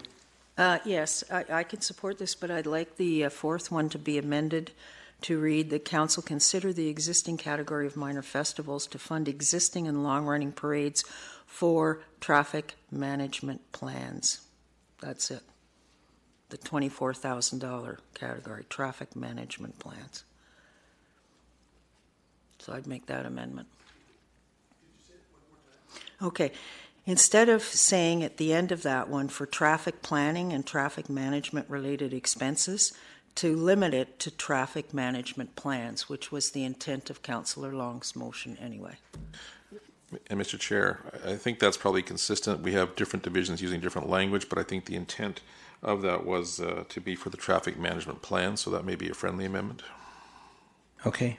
Yeah, you're okay with that? I'm okay with a friendly Okay. amendment, as long as it says traffic management plans. If the mover is. I would like to speak to that, so we should do this. Councillor Froze? Sorry. I did it again. Understand you just returned from China. It's okay. Jet lag, that's okay, Mayor Whitmarsh. I know, that's what, Councillor Woodward is waiting all day for me to say that again. I know. There are days you can have this job. Excellent. Anyways, the reason I just want to say, we already have a limit on the amount of $5,000, but it can be anything within that, and staff have that latitude. The creating of the plan can happen by a consultant who then comes to our staff, and our staff do some work. So the cost of the consultant to create the plan, then there's a cost of our staff to do it, and then there's the cost of implementing the plan, which requires hiring outside traffic control people or RCMP or whatever. And I wouldn't want to restrict it to just whatever narrow making the plan is, because some organizations, it might be $15,000 to when you look at the whole thing. We're not going to give them $15,000. It's going to be something. It's going to be within that limit that we've set. So there's a lot of costs that go into it, and I think like they'd put that money towards that plan, and certainly staff would have the budget of that plan, because they can get very, very expensive to implement. So I know it to be a friendly amendment, but I don't want to limit it. I think it should be to traffic parades for the traffic related expenses, which includes traffic management plan. So that's why I can't support that amendment, because I think this is that might restrict it. Thank you. Okay, so we're doing an amendment then. Yeah, so it's not a friendly amendment. Okay. So I will move an amendment, traffic management plans. Do I have a seconder? I'll second. Councillor Woodward seconds it. Okay. And open for discussion. Councillor Long. I would agree with the comments made earlier by the mayor that the grant is only going to be $5,000 anyway. Half of that is probably going to be taken up by just getting the insurance and getting some maybe some clowns or bands, which we don't see much of because the expenses are so high in parades. So I don't think you need to change it. They can spend the money on whatever is required, and it's going to be a lot more than the $5,000 anyway. We already have an average of $10,000 in the report that we received previously. So yeah, let's just leave it the way it is. Councillor Ferguson. Yeah, I'm just trying to understand, because going back to the report and the memorandum, is that the chart that you had, I guess on page 4, I've got, and it's estimated costs, the TMP, TCPs, and plus or minus 10%. This motion, does that include removing the traffic control person? Is that what we're going through? Because I understand the motion. We're trying to lower the cost of it. Does that include getting rid of the traffic control person? Through the chair to Councillor Ferguson. What did you want to answer? Okay. Thank you, Your Worship. I just want to clarify the 24,000 is the creation of the traffic management plan. It's not actually implementing the plan or doing any of the additional work. And I believe that is the current direction of the motion that's being proposed is just to fund the creation of the traffic management plan, not implementing it. Okay, And, so yeah. was there a little bit of confusion in the wording here? Because now we've just taken out one word. Does that make a difference if you take out that one phrase? It depends who's, it can be up for interpretation, but sometimes when people say a traffic management plan, they mean the actual implementation of the plan. But I believe the intent here is the creation of the traffic management plan. And as I mentioned earlier, the estimates for some of the parades based on the information we received was on the high side. They're closer to the cost of a smaller scale event in the order of probably about $1,000 to create each of those traffic management plans. Okay, thank you. Councillor Davis. Thank you. So traffic management related expenses, I think that means that that's a fuzzy, that can wiggle, you can wiggle that around a little bit. I'm thinking we don't want to, that doesn't, if with this amendment, that will be directly related to traffic management, traffic planning for the management of the parade. That's, with this management related expenses means that it kind of spreads out a bit.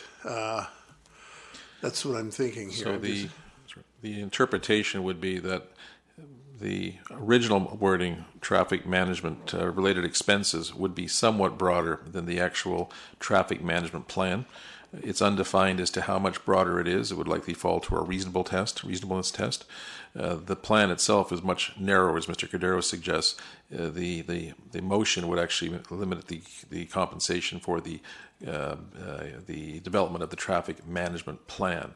The other related expenses, I can't think of what they might be at this point, would not be included. The other related expenses, though, could be somewhat broader. Because it's not like they're, the way it is right now, it gives a bit of flexibility, more broader. Correct. Yeah.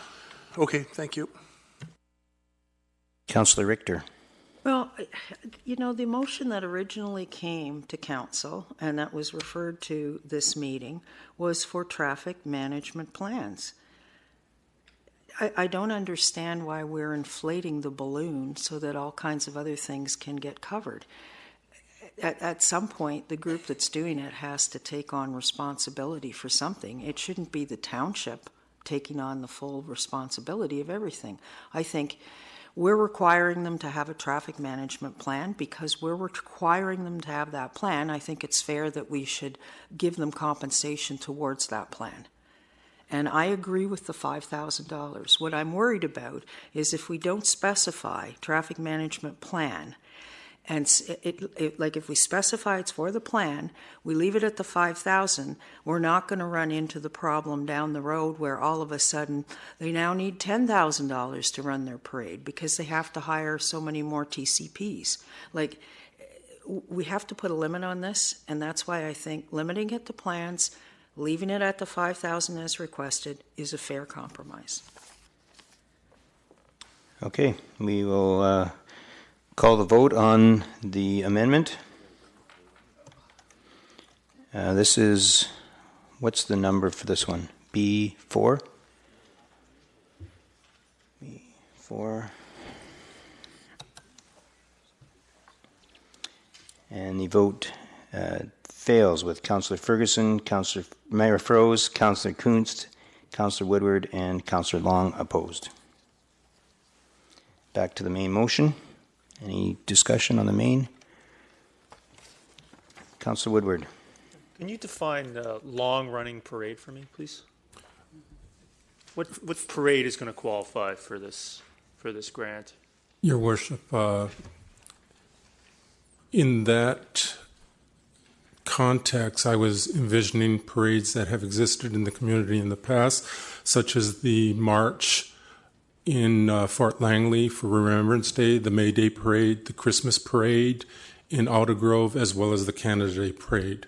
They have existed for a period of time. So those are the ones that I had in mind with regard to how that would fit within the context of minor festivals category. And to be clear, we did fund one last year that council approved for the May Day Parade. So that came to council, and that was within the context of the minor festivals category, where we provided some funding to that group for May Day activities. Okay, so in the case of Remembrance Day, we may be more liberal with our definition of parade. I mean, I know there's a marching parade component to that they want to add. I'm assuming that's why it's being considered. So similar to Aldergrove, potentially? With regard to those groups with Aldergrove, it's a organization, the Legion, that sponsors that one, and they don't qualify for a community grant whatsoever because they are not a registered nonprofit organization. So unless they had another group sponsoring their application to council for consideration, they would not be included. The Fort Langley group is just a committee of people, interested people in the community, that would not qualify as a nonprofit group for that event as well. Okay, so long running, just so we're clear, somewhere in there is defined not a new parade. It's going to have to be something that's been established. That has been ongoing for a while, yes. A while, so 5 years. 5 years. Okay, yeah. I just want to just get some idea that we're intending to support the traditional, the ones to make sure they don't go away. They're here. The requirements have shifted over time. That we're helping them maintain their events, not necessarily setting up new parades. That's correct. Okay. This was proposed for existing parades. So one thing too, I think that just somewhat, it's just a point for your information. I'm not going to suggest we change anything with a few minutes left here, but there is some inequities potentially creeping into this system where, say for example, somebody like the Business Improvement Association in Fort Langley, which I've had a lot of experience with, they're $5,000 for their major festival, which is certainly almost the size of a cruise-in, which gets more money. Now a lot of their traffic management planning money is also increasing, which is eating up a lot of that grant. Would they qualify for a major festivals grant and a parade traffic management grant next year? Are they doing a parade? Sorry. I think that's the problem, though, right? So that this leads right into why 24 other events were listed, right? That you're only going to get assistance if you're a parade. And I just think that maybe for this year that'll work, but for next year, I would assume other groups like the Fort Langley Business Improvement Association would start to complain about the same exact thing, that their $5,000 grant is being consumed by increasing traffic management costs. Maybe that needs to be looked at next year. Maybe they should consider coming forward to ask for something similar. So could I explain that a community organization for either a minor festival or a major festival can't double up? So with respect to a parade that exists in the community, they are applying under the minor festival. Whether or not it is fair for the Cranberry Festival only to receive $5,000 is for council consideration of maybe changing that under the criteria based on a number. Yeah, no, and I think that's something we can maybe look at next year. Obviously, there's no sense holding it up for this year, especially since they probably haven't applied for it. But it seems that the issue for me is not about parades, it's about road closures. And it's only been brought forward in the context of parades, but I think in the long run, that needs to be addressed, maybe next year. Thank you. Okay, thanks. Councillor Richter. Okay, I'm a little concerned that we're at our time right now, but I have some questions that I wanted to go through with regards to the items on this list. So at what point do we do this? We should proceed till we can get those items eliminated, Your Worship, because otherwise it won't make the next council meeting. Yeah, all right.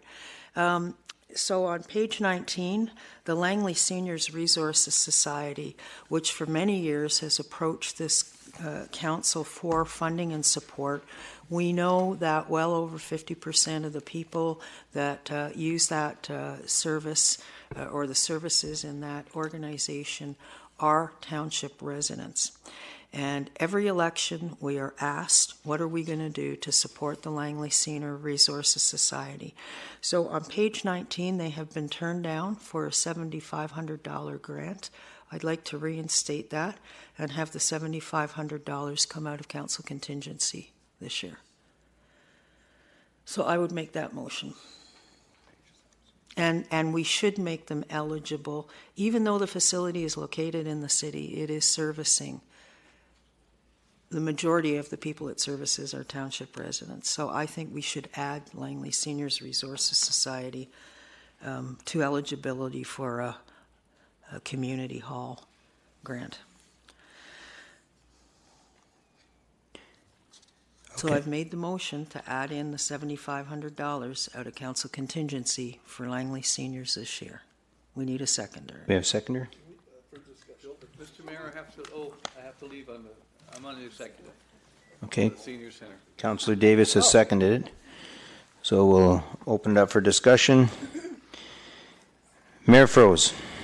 Thank you. I think it's a great idea, but I have difficulty supporting it. I see the City of Langley has approved a grant of $15,000 for the Langley Senior Resource Society, which I think is fantastic. And it's not because it's a city township thing.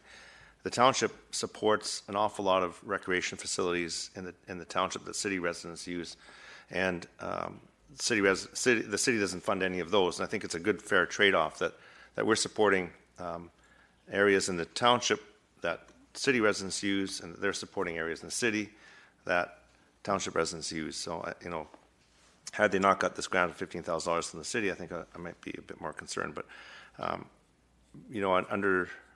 under what we're doing, I think staff were correct in what they came through with, and I'll support the staff recommendation. But I agree they're a great cause. They do a lot of great work. A lot of township residents use them, but we also have a lot of city residents using our township facilities, and we don't see any grants coming from the city. So had they not given them $15,000, that would be a different story. Thank you.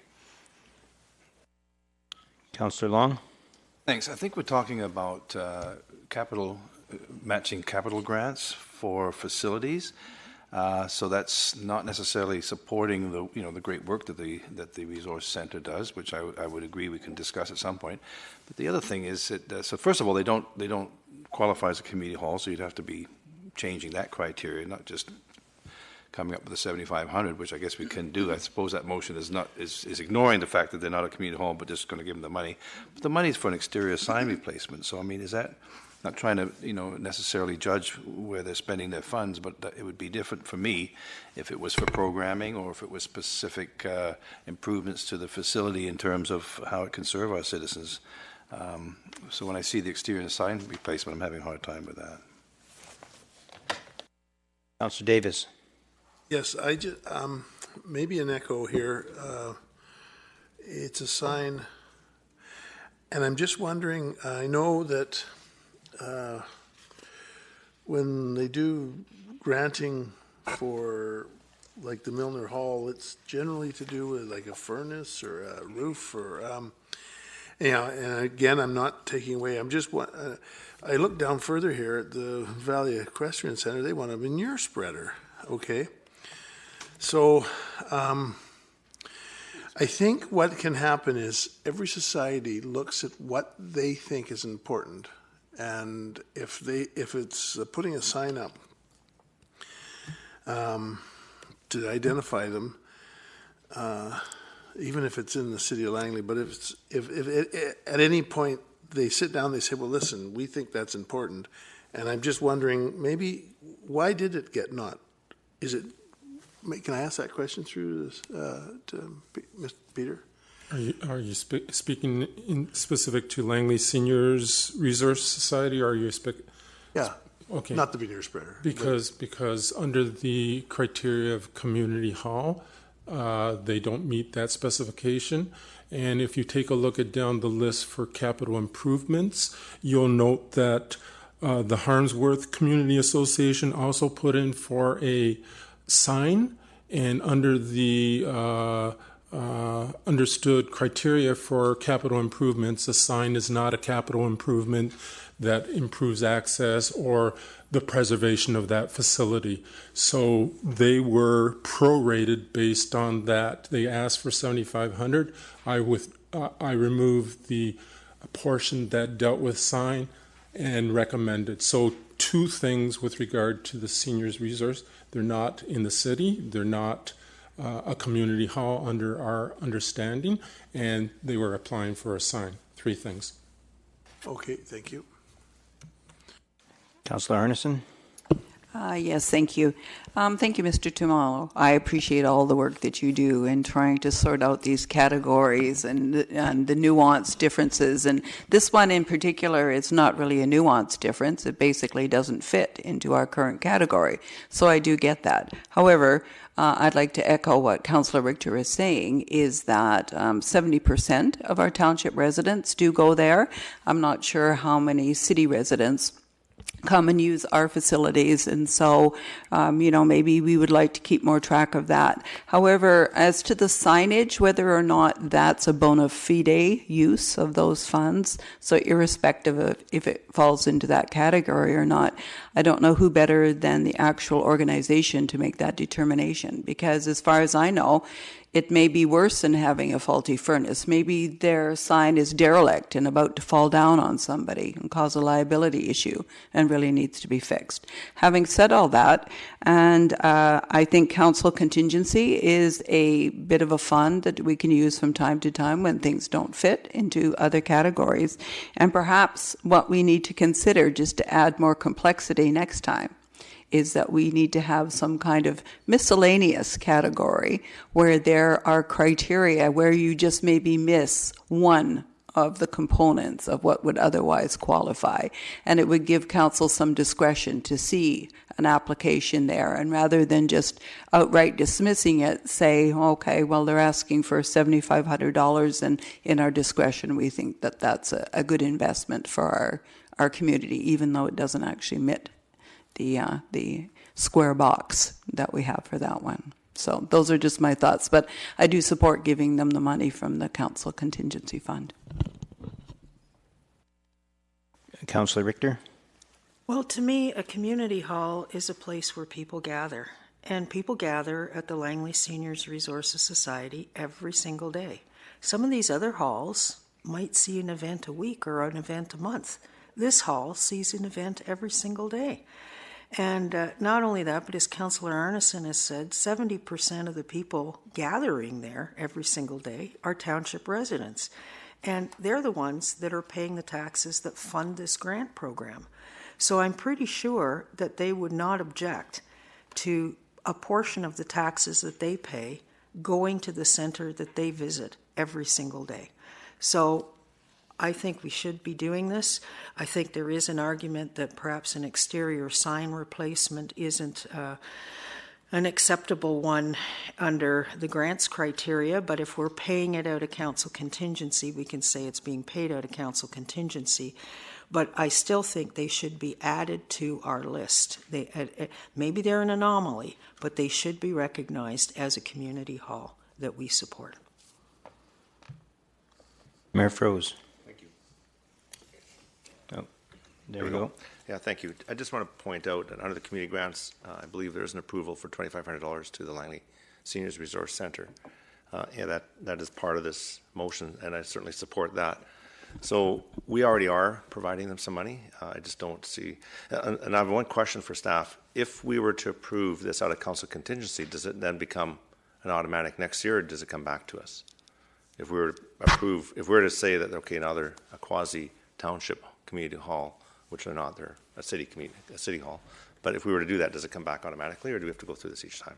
Your Worship, you would have to change criteria to allow it in the future year. Otherwise, it would come back each and every time for your consideration out of council contingency. Thanks. Councillor Woodward? Yeah, so thanks. I just want to clarify, too, that this is coming out of council contingency, and I don't think we should be changing categories or definitions for this item. I view this as an item that's on the list, it's unfunded, and a councillor's made a motion to fund it, and I wouldn't want you to take it as direction in anything other than that. I certainly concur that it is a city-based asset, but I certainly have no problem contributing some money out of council contingency for this capital project. Thanks. Okay. That's all the comments. So we'll call the vote on this motion. This is also B4.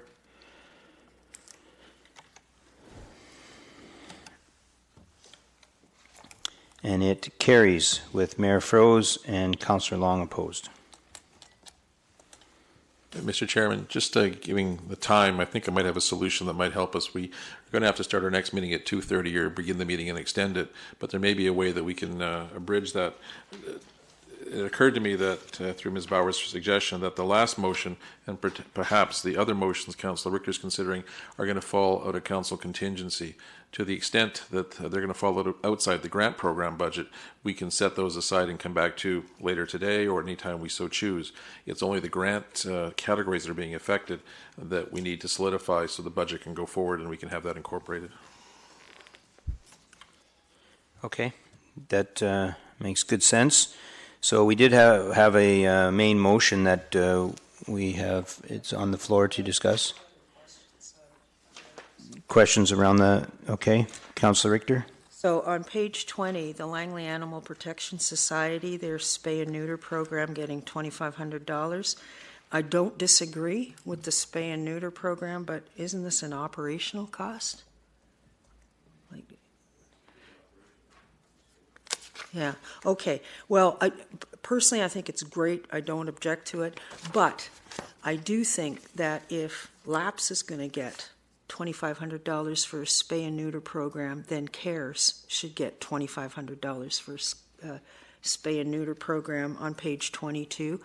And so I want to add in that they get paid the $2,500 grant. I guess it would have to come out of council contingency again. Talk about grants and then anything else later. Isn't that what we just heard, Mr. Beckett? Yeah, I think the idea is to just talk about those things that are on the grant and to move the motion forward, and then those that are outside of that that would require council contingency would be done at a later date. Okay. Well, all right. So I'll bring it up then. I guess you want me to bring it up under other business in the. All right, I'll do it there. But I do want to question again the Langley Meals on Wheels. On page 21, $2,500, isn't that an operational thing? Like, I don't understand. I would have to take a look at their application, but usually they apply for project-specific element. Would you like me to check that?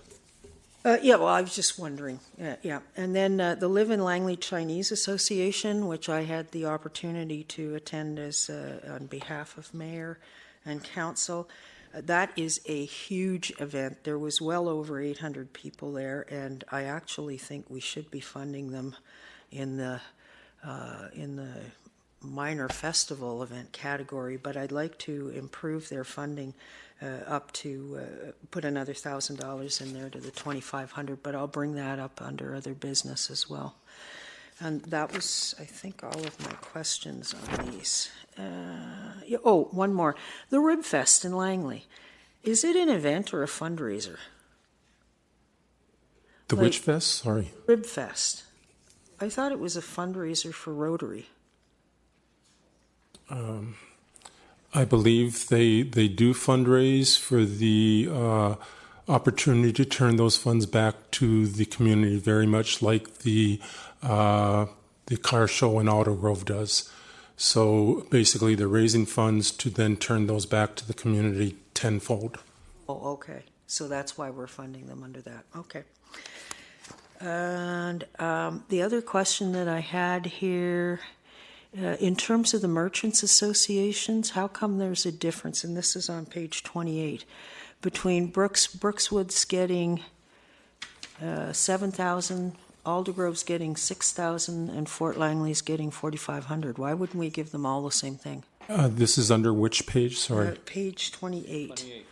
This is the Banners program. 28, that Banners program are dollar amounts that they've applied for specifically related to their costs for those banners this year.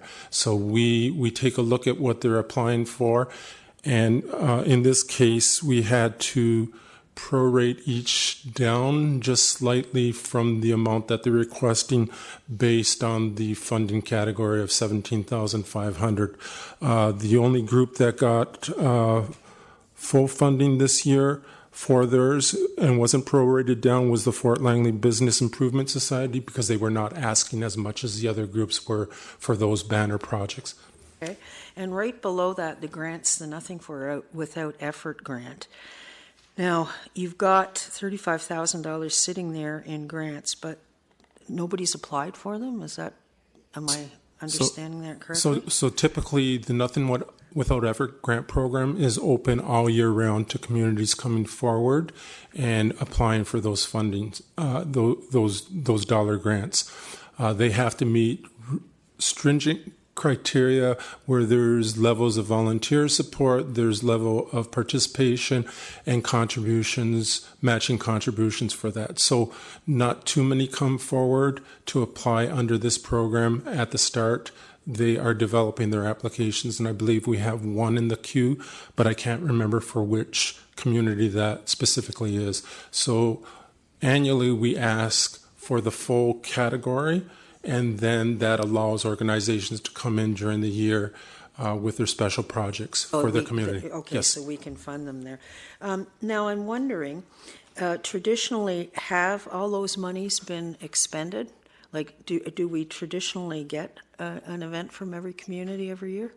So no, we don't. And last year, council passed a motion that the funds that are left over are put into a capital art reserve to fund art in communities that are not in development, because public art is funded through community greenway agreements in the growing communities. So there is no fund for public art in those communities, such as Outer Grove and Brookswood, places like that don't have a mechanism to be able to fund community art. So last year, council approved the motion that any funds that remain in that category move to a public art reserve. Okay. And so I'm wondering, well, maybe we can't do it. I was wondering if we could siphon some of the monies off there to put into the resident associations, but I guess we're going to have a discussion on the residents associations later. So that's my questions. Thank you for the opportunity to ask those. Okay, we have a couple more. We're trying to limit it to the motion so that we can move forward, but Councillor Woodward. Yeah, I think I'm going to limit it to the motion. I think we're running out of time here as well, but I want to ask for a little bit of background on the additional category. It seems to have been created just for the Jazz Festival in Fort Langley, or has it got a wider scope than that? So last year there were, I think, 2 projects that got brought forward under that category. One was, I think it was the car show. No, the car show was major. It was the Rib Fest, and it was the Jazz Society event, which turned out to be spectacular. And they're now gone to a 3-day event and closing in on qualifying for a major, festival category. This may be just a temporary category, like it may not have any applicants or anybody meeting the criteria next year if they qualify for a major festivals grant next year? Well, it was created as a permanent category because we had various groups that come forward looking for a little better funding for their initiatives. Okay, and so maybe next year, maybe I guess I don't know if I can follow up later whether how to get this done, but I think we're past the point here where the rationale for, say, the Cranberry Festival only getting 5,000, but now the Jazz Festival closing in on 10 is kind of unfair. So maybe we could look at that again, some of that criteria next year in regards to how to eliminate that sort of historical inequity regarding the Cranberry Festival. Because right now I know that we talked about expanding the event only to qualify for grants, and we didn't want to do that. We didn't want to be that. So I think what we should also do is reward people or treat people fairly who don't simply change the event to qualify for a grant. Thank you. Councillor Long? No, I think I'm okay. You're okay. Councillor Ferguson? wanted to make sure that I don't have to ask for separation, that everything's being handled, and that I'll be voting accordingly. But yeah, I'm fine with that. I don't have to ask for separation. Okay, thank you.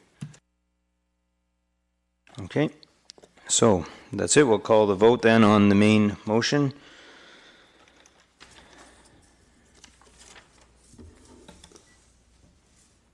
And that carries unanimously.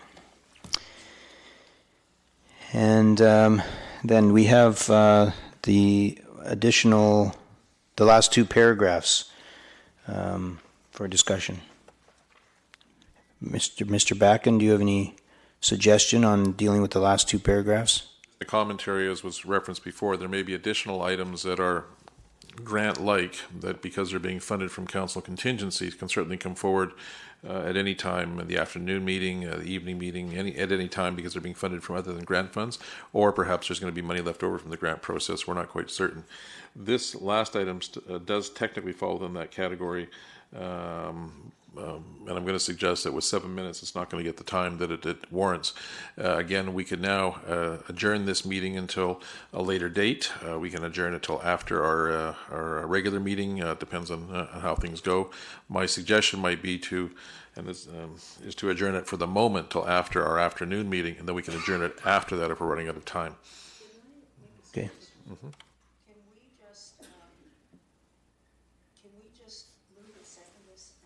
Refer it to other business in the afternoon meeting to dispense with it? Or refer to CPC. Yep. Well, we're in CPC right now. It can be, but CPC as a committee could refer it to a special meeting to actually finish its processing, and then just it would come back to a meeting anyway. So it just means it's going to be discussed at the special meeting. Well, the issue that we have is this has implications on the budget because it's not in the budget right now, right? Correct, and if we're, while it's a relatively modest sum, if we're using budget funds from the grants, it would then need to be funded. Given this is a, Peter, can you refresh my memory? How many associations that applied under this potential category? I know it's in flux, but do we have any? There were three. Three that applied. So again, we're talking, depending on how it turns out, but at the moment, $3,000, it could be $7,500, it could be whatever council wishes. There is money in council contingency to process that going forward, at least to create the category. So it is not strictly speaking tied to the budget. Well, so why don't we move and second it? I'll move it, and then just immediately refer it then to other business in the afternoon meeting. Okay, so we have first, second for that. Councillor Arneson, all those in favor? I'm just confused here. My agenda says we're talking about dry grad. Is that what we're talking about? No. And the mayor, and the last one. It's the last two paragraphs. Last two paragraphs. Yeah. So it's dry grad and minor festivals. Just the last two paragraphs. That's what everything's moved at the last two paragraphs. So that's dry grad? No. No, I got a different agenda. The $1,000 grant to the community association for now, and then the longer term plan to look to put together a specific criteria for the future for community associations. Okay, you know what? I'm on the same page as Bob. Yeah, this is number 10. But you're not on the same page as the rest of council. Oh, okay, so we've already passed the parades and everything. Okay, good. So we're just talking about, we're on the second page. 10 and 11.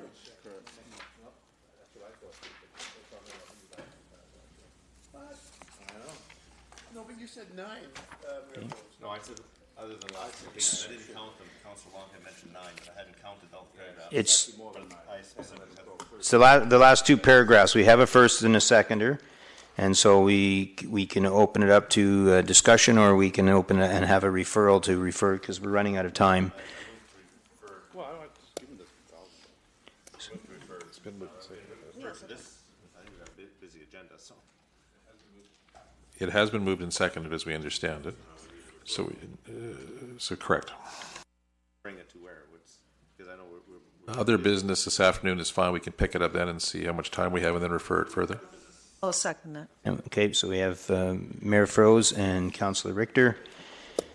All those in favor of referral? Passed. Carried. And any other business? None. Termination. Terminate. Second. There we go.